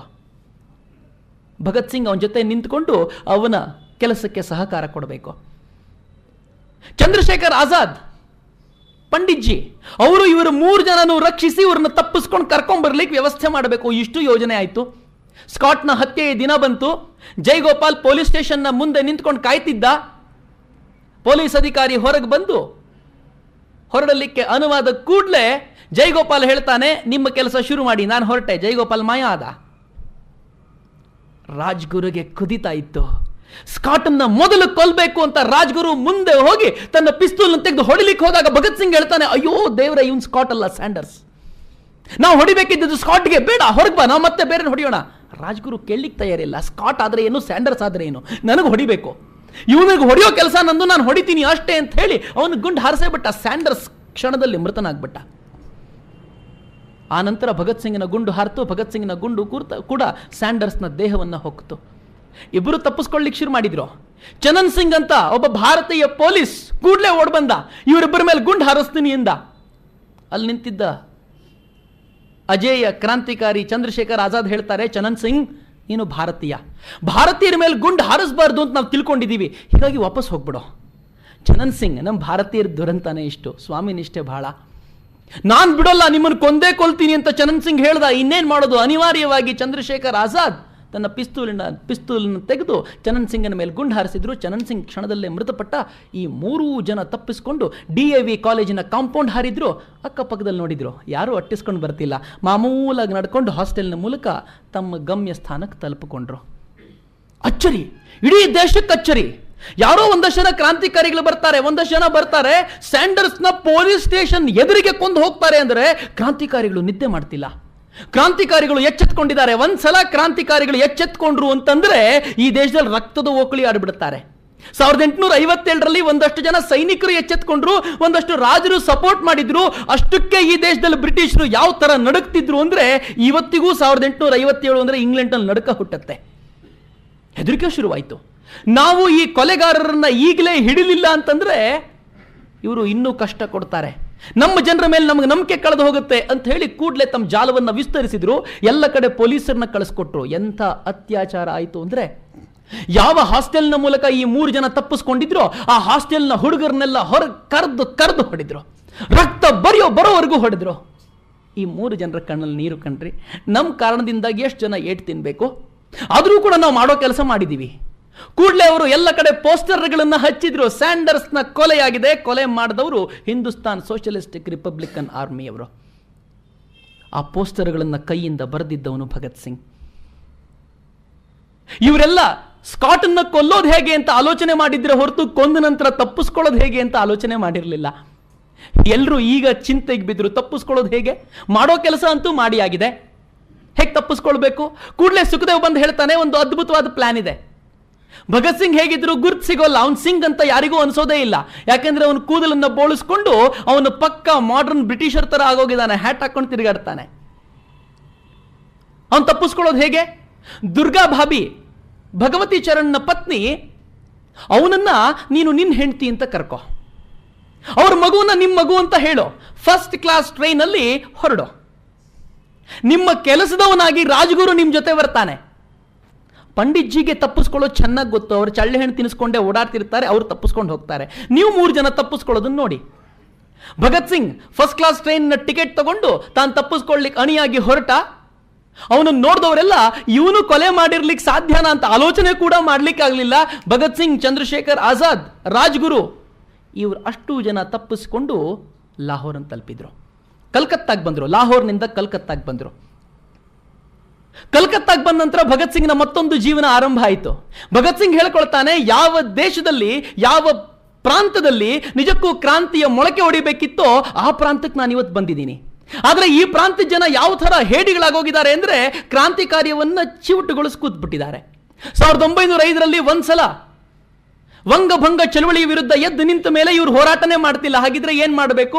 ಮತ್ತೆ ನಾನು ಹೋರಾಟಕ್ಕೆ ಅಣಿಗೊಳಿಸಬೇಕು ಅಂತ ಅಲ್ಲಿದ್ದ ಎಲ್ಲ ಕ್ರಾಂತಿಕಾರಿಗಳನ್ನ ಭೇಟಿಯಾದ. ಅವ್ರಿಗೆ ಹೇಳ್ದ, ನಾನೇ ಭಗತ್ ಸಿಂಗ್, ನಾನೇ ಸ್ಯಾಂಡರ್ಸ್ನ ಹತ್ಯೆ ಮಾಡಿ ಬಂದವನು. ಎಲ್ಲ ಕ್ರಾಂತಿಕಾರಿಗಳಲ್ಲೂ ರೋಮಾಂಚನ. ಭಗತ್ ಸಿಂಗ್ನ ಹತ್ತಿರದಿಂದ ನೋಡ್ತಿದ್ದೀವಲ್ಲ. ಮತ್ತೆ ಬಂಗಾಳದಲ್ಲಿ ಕ್ರಾಂತಿಕಾರಿಯ ಚುರುಕಾಯಿತು. ಭಗತ್ ಸಿಂಗ್ ಜತೀಂದ್ರನಾಥ್ ದಾಸನ್ನ ಭೇಟಿ ಮಾಡಿದ್ರು. ಜತೀಂದ್ರನಾಥ್ ದಾಸ್ ಅದ್ಭುತವಾದ ಕ್ರಾಂತಿಕಾರಿ, ಬಾಂಬ್ ಮಾಡೋದರಲ್ಲಿ ಪಳಗಿದ ಹಸ್ತ. ಅವರಿಗೆ ಹೇಳಿದ್ರು, ನಾವು ಬಾಂಬ್ ಮಾಡೋದನ್ನು ಕಲ್ತ್ಕೊಳ್ಬೇಕು, ನೀವು ದಯವಿಟ್ಟು ಹೇಳಿಕೊಡ್ತೀರಾ? ಜತೀಂದ್ರನಾಥ್ ಹೇಳ್ತಾರೆ, ನಾನು ಇನ್ನು ಮುಂದೆ ಬಾಂಬಿನ ಕ್ರಾಂತಿ ಕಾರ್ಯಕ್ಕೆ ಇಳಿಯೋಲ್ಲ, ನಾನಿನ್ನು ಮುಂದೆ ಶಾಂತಿ ಕಾರ್ಯಕ್ಕೆ ಇರೋನು, ನಾನಿನ್ನು ಮುಂದೆ ಶಾಂತಿಯ ಕೆಲಸ ಮಾಡೋನು, ನೀವೆಲ್ಲ ಹಿಂಸೆಯನ್ನ ಪ್ರತಿಪಾದನೆ ಮಾಡೋರು. ಭಗತ್ ಸಿಂಗ್ ಕೂಡಲೇ ಹೇಳ್ತಾನೆ, ಹಿಂಸೆ ಅನ್ನೋದಕ್ಕೆ ಅರ್ಥ ಏನು? ನಾವು ಹಿಂಸೆ ಮಾಡ್ತಿಲ್ಲ, ಆತ್ಮರಕ್ಷಣೆ ಮಾಡ್ಕೊಳ್ತಿದ್ದೀವಿ. ಹಾಗಂತ ಹೇಳಿ ಭಗತ್ ಸಿಂಗ್ ಪಕ್ಕದಲ್ಲಿದ್ದ ಒಂದು ಚೂರಿಯನ್ನ ತಗೊಂಡು ಜತೀಂದ್ರನಾಥ್ ದಾಸರು ಇರಿಲಿಕ್ಕೆ ಹೋದ. ಕೂಡಲೇ ಜತೀಂದ್ರನಾಥ್ ದಾಸರು ಅವನ ಕೈಯನ್ನು ಹಿಡ್ಕೊಂಡು ಹೊಡಿಲಿಕ್ಕೆ ಹೋದಾಗ ಅವನು ಹೇಳ್ತಾನೆ, ನೀವು ಮಾಡ್ತಾ ಇರೋದು ಹಿಂಸೆ ಅಲ್ಲ, ನೀವು ಮಾಡ್ತಾ ಇರೋದು ಆತ್ಮರಕ್ಷಣೆ. ನಾವು ಕೂಡ ಅದೇ ಕೆಲಸ ಮಾಡ್ತಿದ್ದೀವಿ. ಭಾರತದ ಮೇಲೆ ದಾಳಿ ಮಾಡಿದ ಈ ಬ್ರಿಟಿಷರ್ನ ಓಡಿಸಬೇಕು ಅನ್ನೋ ಕಾರಣಕ್ಕೋಸ್ಕರ ಆತ್ಮರಕ್ಷಣೆಗೋಸ್ಕರ ಕೊಲೆ ಮಾಡ್ತಿದ್ದೀವಿ, ಹೊರತು ಇದು ಹಿಂಸೆ ಅಲ್ಲ. ಆ ವಿಚಾರ ಜತೀಂದ್ರನಾಥ್ ದಾಸರ ತಲೆಗೆ ಸ್ಪಷ್ಟವಾಗಿ ಹೋಯ್ತು. ಅವ್ರು ಹೇಳಿದರು, ಭಗತ್, ನಾನು ಬಾಂಬ್ ತಯಾರು ಮಾಡೋದನ್ನು ಹೇಳ್ಕೊಡ್ತೀನಿ. ಜತೀಂದ್ರನಾಥ್ ದಾಸರ ಒಂದು ದೊಡ್ಡ ಕ್ರಾಂತಿ ಪಡೆ ಅವ್ರ ಜೊತೆಗೆ ಬಂತು, ಬಾಂಬ್ ತಯಾರಿಕೆ ಶುರು ಮಾಡಿತು. ಬಾಂಬ್ ತಯಾರು ಮಾಡುವಂಥ ಕೆಲಸ ಸಿಕ್ಕ ಮೇಲಂತೂ ಭಗತ್ ಸಿಂಗ್ರ ಓಘಕ್ಕೆ, ಭಗತ್ ಸಿಂಗ್ರ ಕ್ರಾಂತಿ ಕಾರ್ಯಕ್ಕೆ ಮತ್ತೊಂದು ಓಘ ದೊರಕಿತು. ಭಗತ್ ಸಿಂಗ್ರು ತಮ್ಮ ಊರಿಗೆ ಬಂದರು, ಅಲ್ಲಿಯೇ ಬಾಂಬ್ ತಯಾರು ಮಾಡೋದನ್ನು ಕಲ್ತ್ಕೊಂಡ್ರು, ಬಾಂಬ್ ತಯಾರು ಮಾಡಿದ್ರು, ಬಾಂಬನ್ನು ಪರೀಕ್ಷೆ ಮಾಡಿದ್ದು ಆಯಿತು. ಸುಮಾರು 8-9 ತಿಂಗಳು, 1 ವರ್ಷಗಳ ನಂತರ ಆಲೋಚನೆ ಮಾಡಿದ್ರು, ನಾವು ಸ್ಯಾಂಡರ್ಸ್ನ ಹತ್ಯೆ ಮಾಡಿದ್ದಾಯ್ತು, ಆದರೆ ಈ ದೇಶದ ಜನಕ್ಕೆ ಇವತ್ತು ಕ್ರಾಂತಿ ಕಾರ್ಯ ಅಂದ್ರೆ ಏನು ಅಂತಾನೆ ಗೊತ್ತಿಲ್ವಲ್ಲ. ಈ ದೇಶದ ಜನ ಇವತ್ತು ಕ್ರಾಂತಿಗಳಂದ್ರೆ ಕ್ರಾಂತಿಕಾರರು ಅಂತಂದ್ರೆ ದರೋಡೆಕೋರರು ಅಂತ ತಿಳ್ಕೊಳ್ತಾರೆ, ಕ್ರಾಂತಿಕಾರಿಗಳು ಅಂದ್ರೆ ಬರೀ ಹತ್ಯೆ ಮಾಡೋರು ಅಂತ ತಿಳ್ಕೊಳ್ತಾರೆ. ಆದರೆ ನಾವು ಹತ್ಯಾಕೋರರಲ್ಲ, ನಾವು ಸುಮ್ಮನೆ ಹತ್ಯೆ ಮಾಡೋಲ್ಲ. ನಾವು ಏನ್ ಮಾಡ್ತೀವಿ ಅಂತ ಈ ದೇಶದ ಸಾಮಾನ್ಯ ಜನರಿಗೂ ಅರ್ಥ ಮಾಡಿಸ್ಬೇಕು ಅಂತ ಆಲೋಚನೆ ಮಾಡಿದ ಭಗತ್ ಸಿಂಗ್ ಒಂದು ಸ್ಪಷ್ಟವಾದ ಯೋಜನೆ ಹಾಕಿಕೊಡ್ತಾರೆ. ಬ್ರಿಟಿಷರು 2 ಮಸೂದೆ ಪಾಸ್ ಮಾಡ್ಲಿಕ್ಕೆ ಹೋಗ್ತಾ ಇದ್ದಾರೆ. ಆ ಮಸೂದೆ ಮೂಲಕ ಭಾರತೀಯರ ಮೇಲೆ ಅತ್ಯಾಚಾರ ಮಾಡಬೇಕು ಅಂತ ಆಲೋಚನೆ ಇದೆ. ಹೀಗಾಗಿ ಆ ಮಸೂದೆ ನಡೆಯೋ ದಿನ ನಾವು ಅಸೆಂಬ್ಲಿಯಲ್ಲಿ ಒಂದು ಬಾಂಬ್ ಹಾಕಬೇಕು. ಆದರೆ ಆ ಬಾಂಬ್ ಯಾರನ್ನು ಕೊಲೆ ಮಾಡುವಂಥದ್ದಾಗಿರಬಾರ್ದು. ಯಾರೂ ಇಲ್ಲದೆ ಇರೋ ಜಾಗ ನೋಡ್ಕೊಂಡು ಬಾಂಬನ್ನು ಸಿಡಿಸಬೇಕು. ಸಿಡಿಸಿದ ನಂತರ ನಾವು ಬಂಧನಕ್ಕೊಳಗಾಗಬೇಕು. ಬ್ರಿಟಿಷರ ಕೋರ್ಟಿನ ಮೂಲಕ ನಮ್ಮ ಕ್ರಾಂತಿ ಕಾರ್ಯದ ವಿವರಣೆ ಕೊಡಬೇಕು. ಎಲ್ರಿಗೂ ತುಂಬ ಇಷ್ಟ ಆಯಿತು. ಹೌದು, ಕ್ರಾಂತಿಕಾರಿಗಳು ಅಂದರೆ ಏನು ಅಂತ ಇಡೀ ಭಾರತ ಜನಕ್ಕೆ ಸ್ಪಷ್ಟವಾಗಿ ಗೊತ್ತಾಗತ್ತೆ. ಭಗತ್ ಸಿಂಗ್ ಕೂಡಲೇ ಹೇಳ್ದ, ಈ ಕೆಲಸ ನಾನೇ ಮಾಡಬೇಕು, ನಾನು ಬ್ರಿಟಿಷರ ಬಂಧನಕ್ಕೊಳಗಾಗಬೇಕು, ನಾನು ಬ್ರಿಟಿಷರಿಗೆ ನಮ್ಮ ತತ್ವಗಳನ್ನು ಹೇಳ್ಕೊಡ್ಬೇಕು. ಕೂಡಲೇ ಚಂದ್ರಶೇಖರ್ ಆಜಾದ್ ಹೇಳ್ತಾರೆ, ಸಾಧ್ಯ ಇಲ್ಲ ಭಗತ್, ನೀನು ತಪ್ಪಿಸ್ಕೊಂಡು ಬರೋ ಯೋಜನೆ ಹಾಕಿದ್ರೆ ನಿನ್ನನ್ನು ಕಳಿಸ್ಕೊಡ್ತೀನಿ, ನೀನು ಬಂಧನಕ್ಕೊಳಗಾಗೋ ಯೋಜನೆ ಹಾಕೊಟ್ರೆ ನಾನು ನಿನ್ನ ಕಳಿಸ್ಕೊಡ್ಲಿಕ್ಕೆ ಒಪ್ಪೋಲ್ಲ. ಯಾಕೆಂದರೆ ಸ್ಯಾಂಡರ್ಸ್ ಮರ್ಡರ್ ಕೇಸ್ ಇನ್ನೂ ಕೂಡ ನಡೀತಾ ಇದೆ ಮತ್ತು ನೀನು ಕೂಡ ಅದರಲ್ಲಿ ಭಾಗಿಯಾಗಿದ್ದೀಯ. ಹೀಗಾಗಿ ಯಾರು ಈ ಕೇಸ್ಗಳಲ್ಲಿಲ್ವೋ ಅವ್ರು ಮಾತ್ರ ಹೋಗಿ ಬ್ರಿಟಿಷರಿಗೆ ಬಲಿಯಾಗಿ ಬಂದರೆ ಒಳ್ಳೆಯದು ಅಂತ ಚಂದ್ರಶೇಖರ್ ಆಜಾದ್ ಒಪ್ಪಿಗೆ ಕೊಟ್ಟರೂ ಕೂಡ ಭಗತ್ ಸಿಂಗ್ ಮನಸ್ಸಿಗೆ ತೃಪ್ತಿ ಆಗೋಲ್ಲ. ತುಂಬ ವಾದ ವಿವಾದಗಳ ನಂತರ ಭಗತ್ ಸಿಂಗ್ರೇ ಅಲ್ಲಿಗೆ ಹೋಗಬೇಕು ಅನ್ನೋ ನಿರ್ಧಾರ ಆಗುತ್ತೆ. ಭಗತ್ ಸಿಂಗ್ ಬಟುಕೇಶ್ವರ ದತ್ತರು ಒಂದು ಖಾಕಿ ಚಡ್ಡಿ ಖಾಕಿ ಶರ್ಟ್ ಹಾಕ್ಕೊಂಡು ಬಾಂಬ್ಗಳನ್ನ 2 ಜೋಬಲ್ ತುಂಬಿಕೊಂಡು ಅಸೆಂಬ್ಲಿ ಹಾಲಿಗೆ ಬರ್ತಾರೆ. ಅಸೆಂಬ್ಲಿ ಹಾಲ್ನಲ್ಲಿ ಮಸೂದೆ ಚರ್ಚೆ ಶುರುವಾದಾಗ ಭಗತ್ ಸಿಂಗ್ ಬಾಂಬನ್ನು ತಗೋತಾರೆ. ಯಾರೂ ಇಲ್ಲದೆ ಇರೋ ಜಾಗವನ್ನು ನೋಡ್ಕೊಂಡು ಬಾಂಬನ್ನು ಎಸಿತಾರೆ. ಆ ಬಾಂಬ್ ಬರೀ ಸದ್ದು ಮಾಡುತ್ತೆ. ಬಟುಕೇಶ್ವರ ದತ್ತ ತನ್ನ ಜೇಬಿನಲ್ಲಿರೋ ಬಾಂಬನ್ನು ತೆಗೆದು ಎಸಿತಾನೆ. ಆ ಬಾಂಬು ಎಲ್ಲ ಕಪ್ಪು ಹೊಗೆಯನ್ನು ಮೂಡಿಸುತ್ತೆ ಹೊರತು ಮತ್ತೇನೂ ಹಾನಿ ಮಾಡೋಲ್ಲ. ಎಲ್ಲ ಚೆಲ್ಲಾಪಿಲ್ಲಿ ಆಗುತ್ತೆ, ಎಲ್ಲರೂ ಓಡ್ತಾರೆ, ಕ್ರಾಂತಿಕಾರಿಗಳು ಸಂಸತ್ತಿನ ಒಳಗೆ ಬಂದ್ಬಿಟ್ಟಿದ್ದಾರೆ ಅಂತ ಗಲಾಟೆ ಶುರುವಾಗುತ್ತೆ. ಆದ್ರೆ ಇವ್ರು ಮಾತ್ರ ಕಟಕಟ ಮೇಲ್ ನಿಂತ್ಕೊಂಡು ಜೋರ ಘೋಷಣೆ ಕೂಗ್ತಾರೆ, ಇಂಕ್ವಿಲಾಬ್ ಜಿಂದಾಬಾದ್, ಇಂಕ್ವಿಲಾಬ್ ಜಿಂದಾಬಾದ್, ಸಾಮ್ರಾಜ್ಯವಾದ್ ಮುರ್ದಾಬಾದ್ ಘೋಷಣೆ ಕೂಗ್ತಾರೆ. ತಮ್ಮ ಹತ್ರ ಇರೋ ಕರಪತ್ರಗಳನ್ನ ಎಲ್ಲ ಕಡೆ ಎಸಿತಾರೆ. ಪೊಲೀಸರು ಬಂದ್ರು, ಇವರನ್ನು ಹಿಡಿಲಿಕ್ಕೆ ಭಯ, ಕೈಯಲ್ಲಿ ಪಿಸ್ತೂಲ್ ಇದೆ. ಭಗತ್ ಸಿಂಗ್ ತನ್ನ ಪಿಸ್ತೂಲನ್ನು ಅವ್ರ ಕೈ ಕೊಟ್ಟು ಹೇಳ್ತಾನೆ, ನಾವು ತಪ್ಪಿಸ್ಕೊಳ್ಳಲ್ಲ, ನಾವು ನಿಮ್ಮ ಮೇಲೆ ಗುಂಡು ಹಾರಿಸೋಲ್ಲ, ನಮ್ಮನ್ನು ಬಂಧನ ಮಾಡಿ. ಪೊಲೀಸರಿಗೆ ಅಚ್ಚರಿ ಆಯಿತು.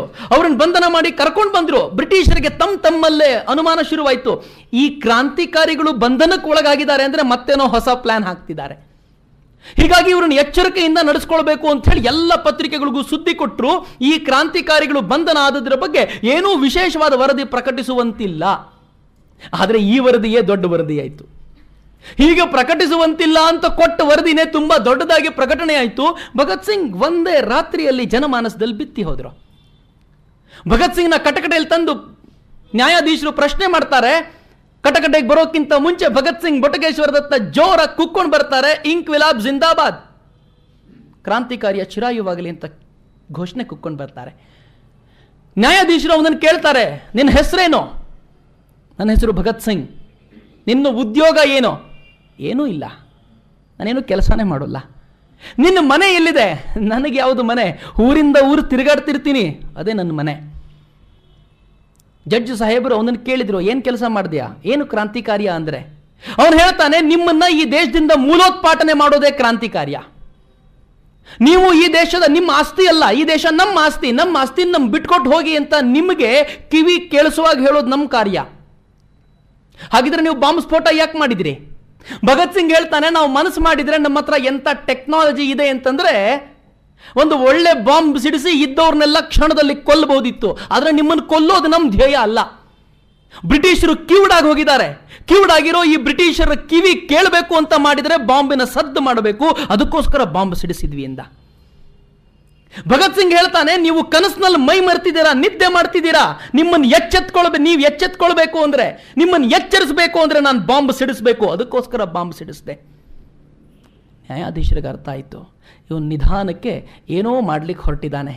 ಕೂಡಲೇ ನ್ಯಾಯಾಧೀಶರು ಹೇಳಿದ್ರು, ಇವನ ಮೇಲಿರುವಂಥ ಎಲ್ಲ ಮೊಕದ್ದಮೆಗಳನ್ನು ತಗೊಂಡು ಬನ್ನಿ ಅಂತ 21 ಮೊಕದ್ದಮೆಗಳನ್ನು 21 ಕೇಸುಗಳನ್ನು ಭಗತ್ ಸಿಂಗ್ನ ಮೇಲೆ ಜಡಿದ್ರು. ಆ 21 ಕೇಸ್ ಜಡಿಯೋ ವೇಳೆಗೆ ಭಗತ್ ಸಿಂಗ್ ಅವರು ಬಾಂಬ್ ತಯಾರಿಸ್ತಿದ್ದ 3-4 ಕಾರ್ಖಾನೆಗಳು ಆಹುತಿಯಾಗ್ಬಿಟ್ವು, ಬ್ರಿಟಿಷರ ಕೈಗೆ ಸಿಕ್ಕಿಬಿದ್ರು. ಭಗತ್ ಸಿಂಗ್ನ ಎಲ್ಲ ಸಹಚರರು ಹೆಚ್ಚು ಕಡಿಮೆ ಬ್ರಿಟಿಷರ ವಶವಾಗಿ ಹೋದ್ರು. ರಾಜ್ಗುರು ಸಿಕ್ದ, ಸುಖದೇವ್ ಸಿಕ್ದ, ಜೈಗೋಪಾಲ್ ಸಿಕ್ಕಿದ್ರು. ಒಬ್ಬರಿಗಿಂತ ಒಬ್ಬರು ಕ್ರಾಂತಿಕಾರಿಗಳೆಲ್ಲ ಬ್ರಿಟಿಷರ ವಶವಾದ್ರು, ಒಬ್ಬ ಚಂದ್ರಶೇಖರ್ ಆಜಾದ್ ಬಿಟ್ಟು. ಎಲ್ಲರೂ ಬಂದಾಗ ಇವನಿಗೆ ಆಶ್ಚರ್ಯ. ಅವನ ಗೆಳೆಯರೆಲ್ಲ ಹೇಳ್ತಾರೆ, ಭಗತ್, ನಾವೆಲ್ಲ ಜೊತೆಯಲ್ಲಿದ್ದವರು ಕಣ, ನಾವೆಲ್ಲ ಜೈಲಲ್ಲಾದ್ರೂ ಜೊತೆಯಲ್ಲಿ ಇರ್ತೀವಿ, ಹೊರಗಾದ್ರೂ ಜೊತೆಯಲ್ಲಿ ಇರ್ತೀವಿ. ಹೀಗಾಗಿಯೇ ದೇವರು ನಮ್ಮನ್ನು ಸಿಕ್ಕಾಕ್ಸಿದಾನೆ, ನಾವು ಜೈಲಿನಲ್ಲೂ ಜೊತೆಯಲ್ಲಿರೋಣ ಅಂತ. ಅಷ್ಟು ಜನ ಕ್ರಾಂತಿಕಾರಿಗಳು ಕಟಕಟೆಯಲ್ಲಿ ಒಟ್ಟಾಗಿ ನಿಂತು ಇಂಕ್ವಿಲಾಬ್ ಜಿಂದಾಬಾದ್ ಅನ್ಬೇಕಾದ್ರೆ ಆ ಪರಿಸ್ಥಿತಿ ಹೇಗಿರ್ಬೋದು ಸ್ವಲ್ಪ ಆಲೋಚನೆ ಮಾಡಿ. ಬ್ರಿಟಿಷರ ತಲೆ ಕೆಟ್ಟು ಹೋಗ್ತಿತ್ತು, ನೆರೆದಿದ್ದ ಜನತೆಯಲ್ಲಿ ಸ್ಫೂರ್ತಿ ಉಕ್ತಿತ್ತು. ಸ್ಪಷ್ಟವಾಗಿ ಭಗತ್ ಸಿಂಗ್ ಮಾಡಬೇಕು ಅಂದ್ಕೊಂಡಿದ್ದ ಕೆಲಸನೇ ಅದು. ಪ್ರತಿದಿನ ವಿಚಾರಣೆ ಆಗ್ತಿತ್ತು. ಪ್ರತಿದಿನ ವಿಚಾರಣೆ ಆದ ನಂತರ ಪೇಪರ್ಗಳಲ್ಲಿ ಪುಟಗಟ್ಟಲೆ ವರದಿ, ಭಗತ್ ಸಿಂಗ್ ಇವತ್ತು ಹೀಗೆ ಮಾತಾಡ್ದ, ಭಗತ್ ಸಿಂಗ್ ಇವತ್ತು ಹಾಗೆ ಮಾತಾಡ್ದ, ಕ್ರಾಂತಿಕಾರಿ ಅಂದ್ರೆ ಹೀಗಂತೆ, ಅವ್ರು ಮಾಡಿದ ಕೊಲೆ ಸುಮ್ಮನೆ ಅಲ್ವಂತೆ, ಅವ್ರು ಮಾಡಿದ ದೇಶಕ್ಕೋಸ್ಕರ ಅಂತೆ. ಪ್ರತಿದಿನ ಒಂದೊಂದು ಘಟನೆ ಬರ್ಲಿಕ್ಕೆ ಶುರುವಾದ್ರೆ ಇಡೀ ದೇಶದಲ್ಲಿ ಭಗತ್ ಸಿಂಗ್ನದೇ ಮಾತು ಚರ್ಚೆ ಶುರುವಾಗ್ಬಿಡ್ತು. ಇಡೀ ದೇಶ ಭಗತ್ ಸಿಂಗ್ನ ಜಪ ಮಾಡ್ಲಿಕ್ಕೆ ಶುರು ಮಾಡ್ತು. ಬ್ರಿಟಿಷರಿಗೆ ಈಗ ತಲೆನೋವಾಯಿತು. ಹೇಗಾದ್ರೂ ಮಾಡಿ ಭಗತ್ ಸಿಂಗನ್ನ ಆದಷ್ಟು ಬೇಗ ನೇಣಿಗೇರಿಸೋ ಕೆಲಸ ಮಾಡದೆ ಹೋದ್ರೆ ಭಗತ್ ಸಿಂಗ್ ನಮ್ಮನ್ನು ಬಳಸ್ಕೊಂಡೇ ದೇಶದ ಜನರನ್ನು ಎಚ್ಚೆತ್ತಿಸ್ಬಿಡ್ತಾನೆ. ಹೇಗಾದ್ರೂ ಮಾಡಿ ಇವನನ್ನ ನೇಣಿಗೇರಿಸಬೇಕು. ದುರಂತ ನೋಡಿ, ಬ್ರಿಟಿಷರು ಭಾರಿ ಬುದ್ಧಿವಂತರು. ಬ್ರಿಟಿಷರು ಜೈಗೋಪಾಲ್ನ ಬಳಿಗೆ ಹೋಗಿ ಹೇಳ್ತಾರೆ, ಹೋರಾ ಬಳಿಗೆ ಹೋಗಿ ಹೇಳ್ತಾರೆ, ಸುಖದೇವ್ ಮಾಫಿ ಸಾಕ್ಷಿ ಆಗ್ಬಿಟ್ಟಿದ್ದಾನೆ, ಸುಖದೇವ್ ನಿಮ್ಮ ಎಲ್ಲ ವಿವರಗಳನ್ನು ಕೊಟ್ಟು ಬಿಟ್ಟಿದ್ದಾನೆ. ಹೀಗಾಗಿ ಈಗ ನೀವು ಇನ್ನೇನಾದರೂ ಹೇಳೋದಿದ್ರೆ ಹೇಳಿ, ನಿಮ್ಮನ್ನು ನಾವು ಸಾಕ್ಷಿ ಮಾಡಿ ಬಿಟ್ಬಿಡ್ತೀವಿ. ವಾಸ್ತವವಾಗಿ ಸುಖದೇವ್ ಯಾವುದನ್ನು ಹೇಳ್ಕೊಂಡಿರಲಿಲ್ಲ. ಸುಖದೇವ್ ಅಷ್ಟೇ ಗಟ್ಟಿಯಾಗಿ, ಭಗತ್ ಸಿಂಗ್ನಷ್ಟೇ ಗಟ್ಟಿಯಾಗಿ ನಿಂತಿದ್ದ. ಜೈಗೋಪಾಲ್ ಸುಖದೇವ್ ಹೇಳಿದಾನೆ ಅನ್ನೋದನ್ನು ಕೇಳಿದ ತಕ್ಷಣ ತಾನು ಎಲ್ಲ ವಿವರಗಳನ್ನು ಕೊಟ್ಟುಬಿಟ್ಟ. ಭಗತ್ ಸಿಂಗ್ ಹೇಗೆ ಮಾಡ್ದ, ನಾವು ಹೇಗೆ ಸ್ಯಾಂಡರ್ಸ್ನ ಹತ್ಯೆ ಮಾಡಿದ್ವಿ, ಯಾರ್ಯಾರು ಭಾಗಿಯಾಗಿದ್ರು ಅನ್ನೋ ವಿವರವನ್ನೆಲ್ಲ ಒಂದು ಬಿಡದೆ ಚಾಚು ತಪ್ಪದೆ ಬ್ರಿಟಿಷರಿಗೆ ಒಪ್ಪಿಸ್ದ. ಭಗತ್ ಸಿಂಗ್ನ ಶಿಕ್ಷೆ ಕಾಯಂ ಆಗೋ ಹೊತ್ತು ಬಂದ್ಬಿಡ್ತು. ಭಗತ್ ಸಿಂಗ್ ಜೈಲಲ್ಲಿದ್ದವನು. ಜೈಲಲ್ಲಿ ಇರಬೇಕಾದ್ರೆ ಆಲೋಚನೆ ಮಾಡ್ತಾರೆ, ಜನ ತಿಳ್ಕೊಳ್ತಾರೆ ನಾವು ಅಹಿಂಸಾವಾದಿಗಳು, ನಾವು ಹಿಂಸಾವಾದಿಗಳು, ಹಿಂಸೆ ಮಾಡ್ಲಿಕ್ಕೆ ಅಷ್ಟೇ ನಮಗೆ ಗೊತ್ತು, ನಮಗೆ ಸತ್ಯಾಗ್ರಹ ಬರೋಲ್ಲ. ಕೂಡಲೇ ಭಗತ್ ಸಿಂಗ್ ಹೇಳ್ತಾನೆ, ಸತ್ಯಾಗ್ರಹವನ್ನು ನಾವು ಮಾಡಿ ತೋರಿಸ್ತೀವಿ. ಜೈಲಿನಲ್ಲಿ ನಮ್ಗೆ ಊಟ ಸರಿಯಾಗಿ ಕೊಡಲ್ಲ, ಜೈಲಿನಲ್ಲಿ ಬಟ್ಟೆ ಸರಿಯಾಗಿ ಕೊಡಲ್ಲ, ಬ್ರಿಟಿಷ್ ಕೈದಿಗಳಿಗೆ ಕೊಟ್ಟಷ್ಟು ಸವಲತ್ತು ನಮ್ಗೆ ಕೊಡಲ್ಲ, ಹೀಗಾಗಿ ನಾವು ಸತ್ಯಾಗ್ರಹ ಮಾಡಿ ತೋರಿಸ್ತೀವಿ. 41 ದಿನಗಳ ಕಾಲ ನಿರಂತರವಾದ ಸತ್ಯಾಗ್ರಹ ಮಾಡ್ತಾನೆ ಭಗತ್ ಸಿಂಗ್. ಆ ಸತ್ಯಾಗ್ರಹಕ್ಕೆ ಅವನ ಗೆಳೆಯರೆಲ್ಲ ಸಪೋರ್ಟ್ ಮಾಡ್ತಾರೆ, ಗೆಳೆಯರೆಲ್ಲ ಜೊತೆಯಲ್ಲಿ ನಿಂತ್ಕೋತಾರೆ. ಆ ಸತ್ಯಾಗ್ರಹದ ನಂತರ ಬ್ರಿಟಿಷರು ಸೋಲ್ತಾರೆ. ಜೈಲಿನಲ್ಲಿ ಅವ್ರಿಗೆ ಒಳ್ಳೆ ವ್ಯವಸ್ಥೆ ಮಾಡಿಕೊಡ್ಲಾಗತ್ತೆ. ಯಾಕೆ ಈ ಮಾತನ್ನು ಹೇಳಿದೆ ಅಂದ್ರೆ, ಭಗತ್ ಸಿಂಗ್ ಬರೀ ಹಿಂಸಾವಾದಿ ಅಷ್ಟೇ ಆಗಿರಲಿಲ್ಲ. ಭಗತ್ ಸಿಂಗ್ ಸತ್ಯಾಗ್ರಹದ ಮೂಲಕವೂ ತನ್ನ ಸಾಮರ್ಥ್ಯವನ್ನು ಪ್ರಚುರಪಡಿಸಿದವನು. ಹೀಗಾಗಿ ಭಗತ್ ಸಿಂಗ್ನ ಬಗ್ಗೆ ಆಲೋಚನೆ ಮಾಡಬೇಕಾದ್ರೆ ಅವನೊಂದು ವಿಭಿನ್ನವಾದ ಮಜಲಲ್ಲಿ ನಿಲ್ಬೇಕಾದವನು. ಬ್ರಿಟಿಷರಿಗೆ ಕೊನೆಗೆ ಅರಿವಾಯಿತು, ಈ ಮನುಷ್ಯನನ್ನ ಈಗಿಂದೀಗಲೇ ನೇಣಿಗೆ ಏರಿಸ್ತಿಲ್ಲ ಅಂದ್ರೆ ಈತ ಭಾರಿ ಸಮಸ್ಯೆ ಉಂಟು ಮಾಡ್ತಾನೆ. ಏನ್ ಮಾಡಬೇಕು? ಕೂಡಲೇ ಕೋರ್ಟ್ ಮಾರ್ಷಲ್ ಮಾಡಿದ್ರು. ಭಗತ್ ಸಿಂಗ್ನ ನೇಣಿಗೇರಿಸಬೇಕು ಅಂತಾಯ್ತು. ಭಗತ್ ಸಿಂಗ್ನ ಜೊತೆ ರಾಜ್ಗುರು ಸುಖದೇವರನ್ನು ಕೂಡ ನೇಣಿಗೇರಿಸಬೇಕು ಅಂತಾಯ್ತು.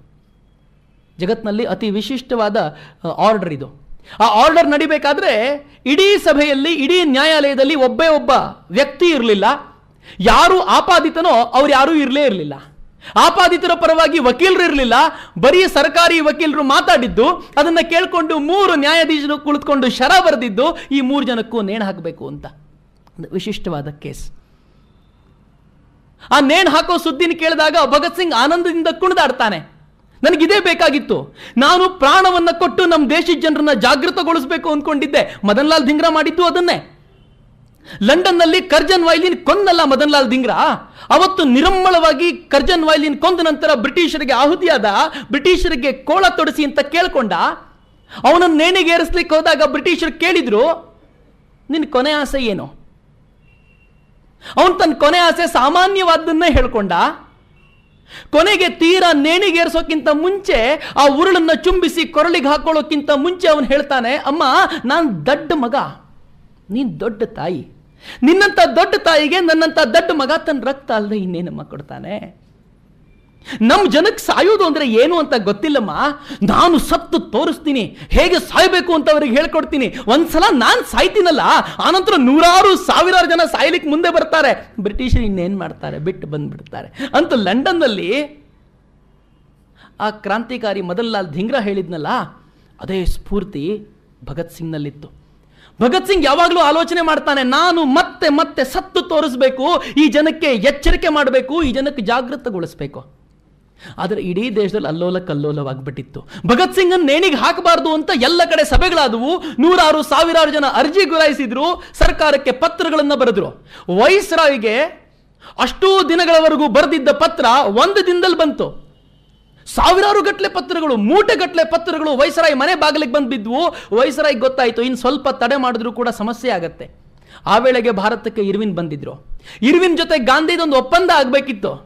ಎಲ್ಲ ಯುವಕರು ಹೋಗಿ ಗಾಂಧೀಜಿಗೆ ಹೇಳ್ತಾರೆ, ಗಾಂಧೀಜಿ ಇರ್ವಿನ್ ಜೊತೆ ಒಪ್ಪಂದ ಮಾಡ್ಕೊಳ್ಳಿ, ನಮಗೆ ಬೇಜಾರಿಲ್ಲ, ಏನು ಒಪ್ಪಂದ ಹೇಳಿದ್ರು ಮಾಡ್ಕೊಳ್ಳಿ, ಆದರೆ ಒಪ್ಪಂದಕ್ಕೆ ಒಂದೇ ಒಂದು ಕಂಡೀಷನ್ ಹಾಕಿ ಗಾಂಧೀಜಿ, ಈ 3 ಜನ ಯುವಕರನ್ನ ಬಿಟ್ಟುಬಿಡಿ ಅಂತ ಕೇಳ್ಕೊಳ್ಳಿ.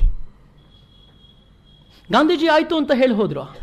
ಆದರೆ ಒಳಗೆ ಏನಾಯ್ತೋ ಗೊತ್ತಾಗಲಿಲ್ಲ. ಇರ್ವಿನ್ ಮಾತ್ರ ಒಪ್ಕೊಳ್ಳೇ ಇಲ್ಲ. ಇರ್ವಿನ್ ಈ 3 ಜನರನ್ನು ಬಿಡುಗಡೆ ಮಾಡ್ತೀನಿ ಅಂತ ಹೇಳಲೇ ಇಲ್ಲ, ಬಿಡುಗಡೆ ಮಾಡೋ ವಿಚಾರ ಒಪ್ಕೊಳ್ಳೇ ಇಲ್ಲ. ಹೊರಗೆ ಬಂದಿದ್ದಾಯಿತು. 3 ಜನರನ್ನು ಮಾರ್ಚ್ 23ಕ್ಕೆ ಗಲ್ಲಿಗೆ ಏರಿಸಬೇಕು ಅಂತ ಆಯಿತು. ಭಗತ್ ಸಿಂಗನ್ನು ನೋಡಲಿಕ್ಕೆ ಅವನ ಇಡೀ ಫ್ಯಾಮಿಲಿ ಬಂದಿತ್ತು. ಭಗತ್ ಸಿಂಗ್ನ ಅಪ್ಪ ಅಲ್ಲಿಗೆ ಬರೋಕ್ಕಿಂತ ಮುಂಚೆ ವೈಸ್ರಾಯ್ಗೊಂದು ಪತ್ರ ಬರೆದಿದ್ರು. ನನ್ನ ಮಗ ಗೊತ್ತಿಲ್ಲದೆ ಏನೋ ತಪ್ಪು ಮಾಡಿಬಿಟ್ಟಿದ್ದಾನೆ, ಅವನನ್ನು ಬಿಟ್ಬಿಡ್ತೀರಾ? ಈ ವಿಷಯ ಭಗತ್ ಸಿಂಗ್ ಗೊತ್ತಾದಾಗ ಅಪ್ಪನನ್ನು ನೋಡಿ ಕಣ್ಣೀರಿಳಿಸ್ತಾನೆ. ಅಪ್ಪ, ನಾನು ನೇಣಿಗೇರಬೇಕಾದ್ರೂ ಇಷ್ಟು ದುಃಖ ಆಗ್ತಿರ್ಲಿಲ್ಲಪ್ಪ. ಆದರೆ ನನ್ನಪ್ಪ ಯಾವ ಅಪ್ಪನ ಮಗ ಅಂತ ಹೇಳ್ಕೊಳ್ಳಿಕ್ಕೆ ನಂಗೆ ಹೆಮ್ಮೆ ಆಗ್ತಿತ್ತೋ, ಆ ಅಪ್ಪ ಬ್ರಿಟಿಷರ ಮುಂದೆ ಕೈ ಜೋಡಿಸಿ ಪ್ರಾಣ ಭಿಕ್ಷೆ ಬೇಡ್ತಾನೆ ಅಂದರೆ ನೀವು ಬೆನ್ನಲ್ಲಿ ಚೂರಿ ಇರಿದ್ಬಿಟ್ರಿ ಕಣಪ್ಪ ನನಗೆ ಅಂತಾನೆ. ಅಪ್ಪ ಕಣ್ಣೀರಿಳಿಸ್ತಾ ಇರ್ತ, ತಪ್ಪಾಯ್ತು ಕಣೋ, ನಾನೇನೋ ಮೂರ್ಖತನದಿಂದ ಈ ಕೆಲಸ ಮಾಡಿಬಿಟ್ಟೆ, ಮನೇಲಿ ಒತ್ತಡ ಜಾಸ್ತಿ ಆಯಿತು ಅಂತ ಈ ಕೆಲಸ ಮಾಡಿಬಿಟ್ಟೆ, ನನ್ನನ್ನು ಕ್ಷಮಿಸ್ಬಿಡು ಕಣಪ್ಪ. ಮಗನ ಹತ್ರ ಕ್ಷಮೆ ಕೇಳಬೇಕಾದ ಪರಿಸ್ಥಿತಿ ತಂದ್ಕೊಂಡಿದ್ದಕ್ಕೆ ನಂಗೆ ನಾಚಿಕೆ ಆಗುತ್ತೆ ಅಂತ ಅಪ್ಪ ಕೈ ಮುಗಿದು ಕೇಳ್ಕೊಂಡ್ರು. ತಾಯಿ ಕಣ್ಣೀರಿಳಿಸ್ತಿದ್ದಾಳೆ. ತಾಯಿಗೆ ಮಗ ಬಂದು ಹೇಳ್ತಾನೆ, ಅಮ್ಮ ನೀನು ತುಂಬ ಹತ್ರ ನೇಣಿಗೆ ಹೋಗಬೇಕಾದ್ರೆ ನನಗೆ ಅಳು ಬರುತ್ತಮ್ಮ, ನೀನು ದಯವಿಟ್ಟು ಅಳ್ಬೇಡ, ಈ ದೇಶದ ಎಲ್ಲ ಮಕ್ಕಳು ನಿನ್ನ ಮಕ್ಕಳು ಅಂತ ತಿಳ್ಕೊಳಮ್ಮ ಅಂತ ಅಮ್ಮನಿಗೆ ಬುದ್ಧಿವಾದ ಹೇಳ್ತಿದ್ರೆ ಅಮ್ಮ ಹೇಳ್ತಾಳೆ, ಇಲ್ಲ ಕಣೋ, ನಾನು ಸುಮ್ಮನೆ ಅಳ್ತಿಲ್ಲ, ಆದರೆ ನಿನ್ನಿಂದ ಒಂದು ಕೋರಿಕೆ ಕೇಳ್ಕೊತೀನಿ. ಏನು ಕೋರಿಕೆ? ಎಲ್ಲರೂ ಸಾಯ್ತಾರೆ, ಎಲ್ಲರೂ ಸುಖ ಸುಮ್ಮನೆ ಸಾಯ್ತಾರೆ, ಆದರೆ ಸ್ವಾತಂತ್ರ್ಯಕ್ಕೋಸ್ಕರ ದೇಶಕ್ಕೋಸ್ಕರ ನನ್ನ ಮಗ ಸಾಯ್ತಾನೆ ಅನ್ನೋ ಹೆಮ್ಮೆ ನನಗಿದೆ. ಸಾಯ್ಬೇಕಾದ್ರೆ ಇಂಕ್ವಿಲಾಬ್ ಜಿಂದಾಬಾದ್ ಅಂತ ಘೋಷಣೆ ಕೂಗೋ ಅಂತ ಅಮ್ಮ ಕೇಳ್ಕೊಳ್ತಾಳೆ ಕಣ್ರಿ. ತಮ್ಮ ಹೇಳ್ತಾನೆ, ಕುಲ್ತಾರ್ ಬಂದು ತಮ್ಮ ಹೇಳ್ತಾನೆ, ಅಣ್ಣ ನೀನಿಲ್ಲದ ಜೀವನ ವ್ಯರ್ಥ ಅನ್ಸುತ್ತೆ ಅಣ್ಣ. ಅಣ್ಣ ಕುಲ್ತಾರ್ಗೆ ಹೇಳ್ತಾನೆ, ತಮ್ಮನಿಗೆ ಹೇಳ್ತಾನೆ, ಹಾಗಿಲ್ಲ, ನೀನು ಕೂಡ ಸ್ವಾತಂತ್ರ್ಯಕ್ಕೋಸ್ಕರ ಪ್ರಾಣ ಕೊಟ್ಟಾಗ ನನಗಾಗುತ್ತಲ್ಲ ಆನಂದ, ಅದಕ್ಕಿಂತ ಸಂತೋಷ ಮತ್ತೇನಿದೆ. ತಂಗಿಯರನ್ನ ಮುದ್ದಿಸ್ತಾನೆ, ಒಳಗೆ ಬಂದು ಕೂತ್ಕೊಳ್ತಾನೆ. ಆದರೆ ಹೋಗಬೇಕಾದ್ರೆ ಅಪ್ಪ ಹೇಳ್ತಾರೆ, ಕಾಂಗ್ರೆಸ್ ಅಧಿವೇಶನ 29ನೇ ತಾರೀಕಿದೆ, ಅದಕ್ಕಿಂತ ಮುಂಚೆನೇ ನಿಮ್ಗೆ ನೇಣಿಗೇರಿಸಬೇಕು ಅಂತ ಎಲ್ಲ ಸಿದ್ಧತೆ ಆಗ್ತಿದೆ ಕಣೋ. ಅದರ ಹಿನ್ನೆಲೆಯಲ್ಲಿ ಏನು ಅರ್ಥ ಇದೆಯೋ ಗೊತ್ತಿಲ್ಲ. ಆಯಿತು ಅಂತ ಬಹಳ ಸಂತಸದಿಂದ ಬರ್ತಾನೆ. ಅವನಿಗೆ ತುಂಬ ನೋವಾಗೋದು ಯಾಕೆ ಅಂದರೆ ರಾಜ್ಗುರು ಮತ್ತು ಸುಖದೇವರನ್ನು ನೋಡಲಿಕ್ಕೆ ಯಾರೂ ಬಂದಿರೋಲ್ಲ. ತುಂಬ ನೋವಾಗುತ್ತೆ. ನನ್ನನ್ನು ನೋಡ್ಲಿಕ್ಕೆ ಇಷ್ಟು ಜನ ಬಂದರು, ಆದರೆ ತನ್ನೊಬ್ಬ ಮಗ ಜೀವ ಕೊಡ್ತಾನೆ ಅಂತ ಕೇಳಿದಾಗ ಅವನನ್ನು ನೋಡ್ಲಿಕ್ಕೆ ಅವನ ಬಂಧುಗಳು ಯಾರೂ ಬರಲ್ವಲ್ಲ, ಇದಕ್ಕಿಂತ ದೊಡ್ಡ ದುರಂತ ಮತ್ಯಾವುದಿದೆ ಅಂತ ತುಂಬ ನೋವಿನಿಂದ ತನ್ನ ಸೆಲ್ಲಲ್ಲಿ ಕೂತ್ಕೋತಾನೆ. ಅವನು ನೋಡಲಿಕ್ಕೆ ಅಂತ ಅವನ ವಕೀಲರು ಮೆಹ್ತಾ ಬರ್ತಾರೆ. ಮೆಹ್ತಾ ಬರೋಕ್ಕಿಂತ ಮುಂಚೆ ಭಗತ್ ಸಿಂಗ್ ತುಂಬ ಟೆನ್ಷನ್ನಿಗೆ ಒಳಗಾಗ್ಬಿಟ್ಟಿರ್ತಾನೆ. ಮೆಹ್ತಾ ಬಂದು ಕೇಳ್ತಾರೆ, ಏನು ಭಗತ್ ಸಿಂಗ್, ಏನು ಟೆನ್ಷನ್? ಅಯ್ಯೋ ಮೆಹ್ತಾಜಿ, ನಾನು ಹೇಳಿದ ಪುಸ್ತಕ ತಂದ್ರಾ? ಸಾಯೋಕ್ಕಿಂತ ಮುಂಚೆ ಆ ಮನುಷ್ಯ ಮಾಡೋ ಕೆಲಸ ನೋಡ್ರಿ. ನಾನು ಹೇಳಿದ ಪುಸ್ತಕ ತಂದ್ರಾ?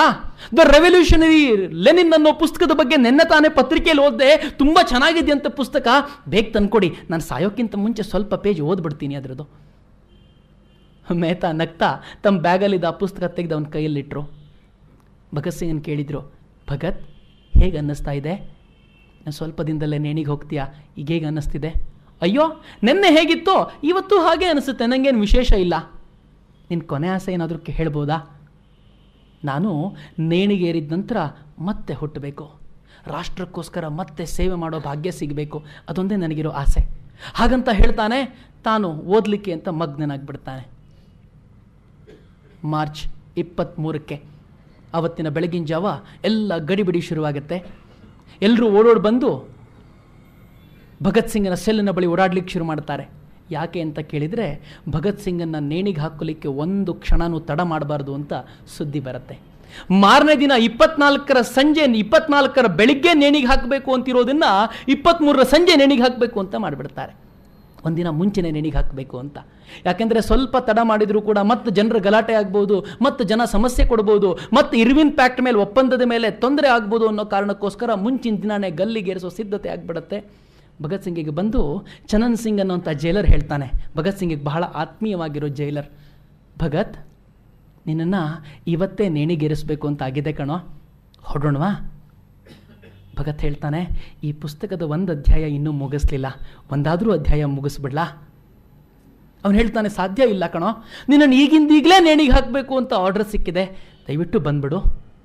ಭಗತ್ ಸಿಂಗ್ ತುಂಬ ಖುಷಿಯಿಂದ 2 ಸಾಲನ್ನು ಓದಿ ಮುಗಿಸಿ ಪುಸ್ತಕವನ್ನು ಪಕ್ಕಕ್ಕಿಟ್ಟು ರಾಜ್ಗುರು ಸುಖದೇವರನ್ನು ಹೊರಗೆ ಕರೆಸಿ ಗಟ್ಟಿಯಾಗಿ ಅಪ್ಪಿಕೊಳ್ತಾನೆ.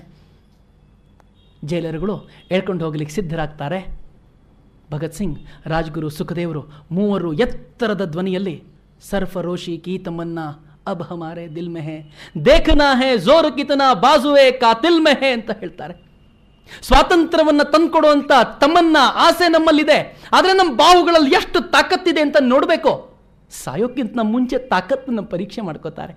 ಮೇರೆ ರಂಗದ ಬಸಂತಿ ಚೋಲ, ಅಮ್ಮ ಸ್ವಾತಂತ್ರ್ಯಕ್ಕೋಸ್ಕರ ಸಿದ್ಧರಾಗಿ ಬಂದಿದ್ದೀವಿ, ನನ್ನ ಅಂಗಿಯನ್ನ ಸಿದ್ಧ ಮಾಡಿಕೊಡು ಅಂತ ತಾಯಿನ ಕೇಳ್ಕೊಳ್ಳುವಂತ ಹಾಡನ್ನ ಹೆಮ್ಮೆಯಿಂದ ಎತ್ತರದ ಧ್ವನಿಯಲ್ಲಿ ಹಾಡ್ಕೊಂಡೋಗಿ ನಿಂತ್ಕೋತಾರೆ. ಬ್ರಿಟಿಷ್ ಅಧಿಕಾರಿಗಳು ಮೂವರನ್ನು ಟೆಸ್ಟ್ ಮಾಡಿದ್ರೆ ಮೂವರಿಗೂ ಆಶ್ಚರ್ಯ. ಮೂವರು ನಾರ್ಮಲ್ ಸ್ಟೇಜಲ್ಲೇ ಹೋಗಿ ಹತ್ತು ನಿಂತ್ಕೊಂಡ್ರು. ಆ ಮೂವರನ್ನು ನಿಲ್ಲಿಸುವಂಥ ಹಲಗೆ ಹಳೆಯ ಪದ್ಧತಿ, ತುಂಬ ಕೆಟ್ಟ ಪದ್ಧತಿ. ಒಂದು ಹಲಗೆ ಮೇಲೆ ಮೂವರನ್ನು ನಿಲ್ಲಿಸ್ತಾರೆ. ಮಧ್ಯದಲ್ಲಿ ಭಗತ್ ಸಿಂಗ್, ಅಕ್ಕಪಕ್ಕದಲ್ಲಿ ರಾಜ್ಗುರು ಸುಖದೇವ್. ಮೂವರು ಕೊನೆಯ ಒಂದು ಆಸೆ ಅಂತ ಹೇಳಿ ಮೂವರು ಒಬ್ಬರನ್ನೊಬ್ಬರು ಗಟ್ಟಿಯಾಗಿ ಅಪ್ಕೊಂಡು ಉರುಳನ್ನು ಚುಂಬಿಸಿ ಕೊರಳಿಗೆ ಹಾಕ್ಕೋತಾರೆ. ಕಟಕರಿಬ್ಬರು ಬಂದು ಹಗ್ಗವನ್ನು ಎಳಿತಾರೆ, ಕೆಳಗಿರೋ ಹಲಗೆ ಎಳೆದು ಬಿಸಾಕ್ತಾರೆ. ಕ್ಷಣದಲ್ಲಿ ಮೂವರ ಪ್ರಾಣನೂ ಹೋಗ್ಬಿಡತ್ತೆ. ಹಾಗೆ ಹೋದಾಗ ಎದುರಿಗಿದ್ದವರ ಕಣ್ಣಲ್ಲೆಲ್ಲ ನೀರು. ಎಲ್ಲರೂ ಭಗತ್ ಸಿಂಗ್ನ ತಿಂಗಳುಗಟ್ಟಲೆ ಕಾಲ ಜೈಲಿನಲ್ಲಿದ್ದು ನೋಡಿದವರು. ಒಬ್ಬ ಜೈಲರಿಗೆ ಬಂದು ಬ್ರಿಟಿಷ್ ಅಧಿಕಾರಿ ಹೇಳ್ತಾನೆ, ಈ ಮೂವರು ಸತ್ತಿದ್ದಾರೆ ಅನ್ನೋದು ಖಚಿತವಾಗಿದೆ, ಇವರು ಮೂವರನ್ನು ಮತ್ತೊಂದು ಸಲ ಐಡೆಂಟಿಫೈ ಮಾಡು. ಅವನಿಗೆ ಎಷ್ಟು ರೋಷ ಬರುತ್ತೆ ಅಂದರೆ ಸಾಧ್ಯ ಇಲ್ಲ ಸರ್, ನಾನು ಈ ಮೂವರನ್ನು ಐಡೆಂಟಿಫೈ ಮಾಡಲಿಕ್ಕೆ ಆಗೋಲ್ಲ ಅಂತ ಮುಖ ತಿರ್ಸ್ಕೊಳ್ತಾನೆ. ಕ್ಷಣದಲ್ಲೇ ಸಸ್ಪೆಂಡ್ ಆಗಿ ಹೋಗ್ಬಿಡ್ತಾನೆ. ಅದೇ ಸ್ಥಳದಲ್ಲಿ ಅವನು ಸಸ್ಪೆನ್ಷನ್ ಆರ್ಡರ್ ಸಿಗುತ್ತೆ. ಅವನು ಕೆಲಸ ಬಿಟ್ಟು ಹೋಗ್ತಾನೆ. ಈ ಪಾಪಿ ಬ್ರಿಟಿಷರು ಭಗತ್ ಸಿಂಗ್, ರಾಜಗುರು ಸುಖದೇವರನ್ನ ಒಳಗೆ ಏನಾದರೂ ದಹನ ಕ್ರಿಯೆ ಮಾಡಿದರೆ, ಅಂತ್ಯಕ್ರಿಯೆಯನ್ನು ಒಳಗೆ ಮಾಡಿಬಿಟ್ರೆ ಆ ಬೆಂಕಿ ನೋಡಿ ಹೊರಗೆ ನಿಂತಿರೋ ಜನ ಜೈಲನ್ನೇ ಪುಡಿ ಪುಡಿ ಮಾಡ್ತಾರೆ ಅಂತ ಗೊತ್ತಾಗಿ ರಾತ್ರಿ ಜೈಲಿನ ಹಿಂಭಾಗದ ಕಲ್ಲುಗಳನ್ನು ತೆಗೆಸ್ತಾರೆ. ಆ ಕಲ್ಲುಗಳ ಮೂಲಕ ಒಂದು ಲಾರಿಯನ್ನು ತಂದು ಈ ಮೂವರ ಹೆಣವನ್ನು ಒಂದು ಸಾಮಾನನ್ನು ಇಟ್ಟ ಹಾಗೆ ಆ ಲಾರಿಯಲ್ಲಿ ತುಂಬಿಸ್ತಾರೆ. ರಾವಿ ನದಿಯಲ್ಲಿ ನೀರು ಜಾಸ್ತಿ ಇಲ್ಲ ಅಂತ ಸಟ್ಲೇಜ್ ನದಿ ದಡಕ್ಕೆ ಹೋಗಿ ಅಲ್ಲಿ ಈ ಮೂವರ ದಹನ ಕ್ರಿಯೆ ಮಾಡಲಿಕ್ಕೆ ಶುರು ಮಾಡ್ತಾರೆ. ಬೆಂಕಿ ಹೊತ್ಕೊಂಡು ಅರ್ಧಂಬರ್ಧ ಸುಟ್ಟಿರೋ ವೇಳೆಗೆ ಹಳ್ಳಿ ಜನ ನೋಡ್ತಾರೆ. ಹಳ್ಳಿ ಜನಕ್ಕೆ ಅನುಮಾನ ಬರುತ್ತೆ. ಅವರೆಲ್ಲ ಓಡ್ ಬರೋ ಅಷ್ಟೊತ್ತಿಗೆ ಬ್ರಿಟಿಷರು ಪರಾರಿಯಾಗ್ತಾರೆ. ಅರ್ಧ ಬೆಂದ ದೇಹಗಳನ್ನು ತೆಗೆದು ಅದನ್ನು ಮತ್ತೆ ಶಾಸ್ತ್ರೋಕ್ತವಾಗಿ ಅಂತ್ಯಕ್ರಿಯೆ ಮಾಡಲಾಗತ್ತೆ. ಸಾಯೋಕ್ಕಿಂತ ಮುಂಚೆ ಭಗತ್ ಸಿಂಗ್ ಹೇಳಿ ಹೋಗಿರ್ತಾನೆ, ನಾನು ಸಾಯ್ತೀನಿ ಅಂತ ಹೆದರಬೇಡಿ.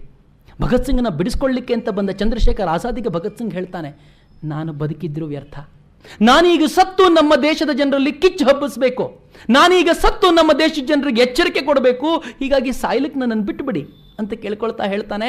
ನಾನು ಸತ್ತ ಮರುಕ್ಷಣದಲ್ಲಿ ಸಾವಿರಾರು ಜನ ಕ್ರಾಂತಿಕಾರಿಗಳಾಗ್ತಾರೆ, ಸಾವಿರಾರು ಜನ ಸ್ವಾತಂತ್ರ್ಯದ ಅಗ್ನಿಗೆ ಧುಮುಕಲಿಕ್ಕೆ ಅಂತ ಬರ್ತಾರೆ. ಹಾಗೆ ಆಯಿತು. ಭಗತ್ ಸಿಂಗ್ ಸತ್ತ ನಂತರ ಈ ದೇಶದ ಪ್ರತಿಯೊಬ್ಬ ಯುವಕರು ನಾನು ಭಗತ್ ಸಿಂಗ್ ಆಗಬೇಕು ಅಂತ ಆಸೆಪಟ್ಟರು, ನಾನು ಭಗತ್ ಸಿಂಗ್ನಂತೆ ಪ್ರಾಣಾರ್ಪಣೆ ಮಾಡಬೇಕು ಅಂತ ಆಸೆಪಟ್ಟರು. ಹೀಗಾಗಿ ಸುಭಾಷ್ ಚಂದ್ರ ಬೋಸರಿಗೆ ಬಲ ಬಂದಿದ್ದು, ಹೀಗಾಗಿ ಈ ದೇಶದಲ್ಲಿ ಹೊಸ ಕ್ರಾಂತಿಯ ತತ್ವಗಳು ಮೂಡಿ ಬಂದಿದ್ದು.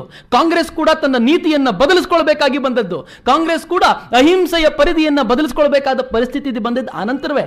ಒಬ್ಬೊಬ್ಬ ಕಾಂಗ್ರೆಸ್ ನಾಯಕರು ಭಗತ್ ಸಿಂಗ್ ಸಾವಿನ ಬಗ್ಗೆ ಆಡಿದಂಥ ನಾಟಕ ಇದೆಯಲ್ಲ, ಅದು ತುಂಬ ಮತ್ತೊಂದು ರೋಚಕವಾದ ಕಥೆ. ಯಾಕೆಂದರೆ ಆ ಥರದ ಪರಿಸ್ಥಿತಿ ಈ ದೇಶದ ಜನರು ತಂದಿಟ್ಬಿಟ್ರು.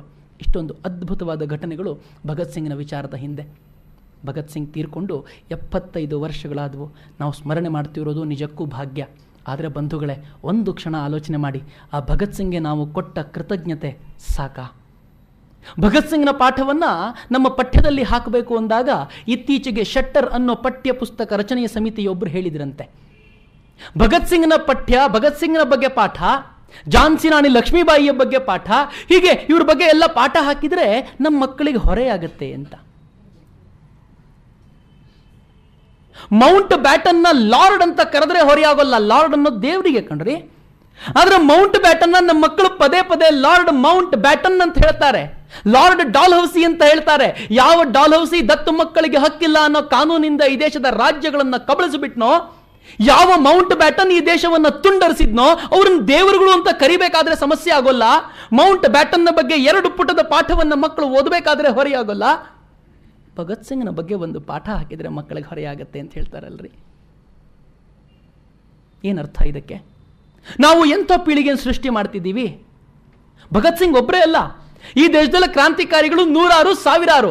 6,20,000 ಜನ ಕ್ರಾಂತಿಕಾರಿಗಳು ಬಲಿದಾನವಾದ ನಂತರ ಈ ದೇಶಕ್ಕೆ ಸ್ವಾತಂತ್ರ್ಯ ಸಿಕ್ಕಿದೆ. ನೆನ್ಪಿಟ್ಕೊಳ್ಬೇಕಾದ ವಿಚಾರ.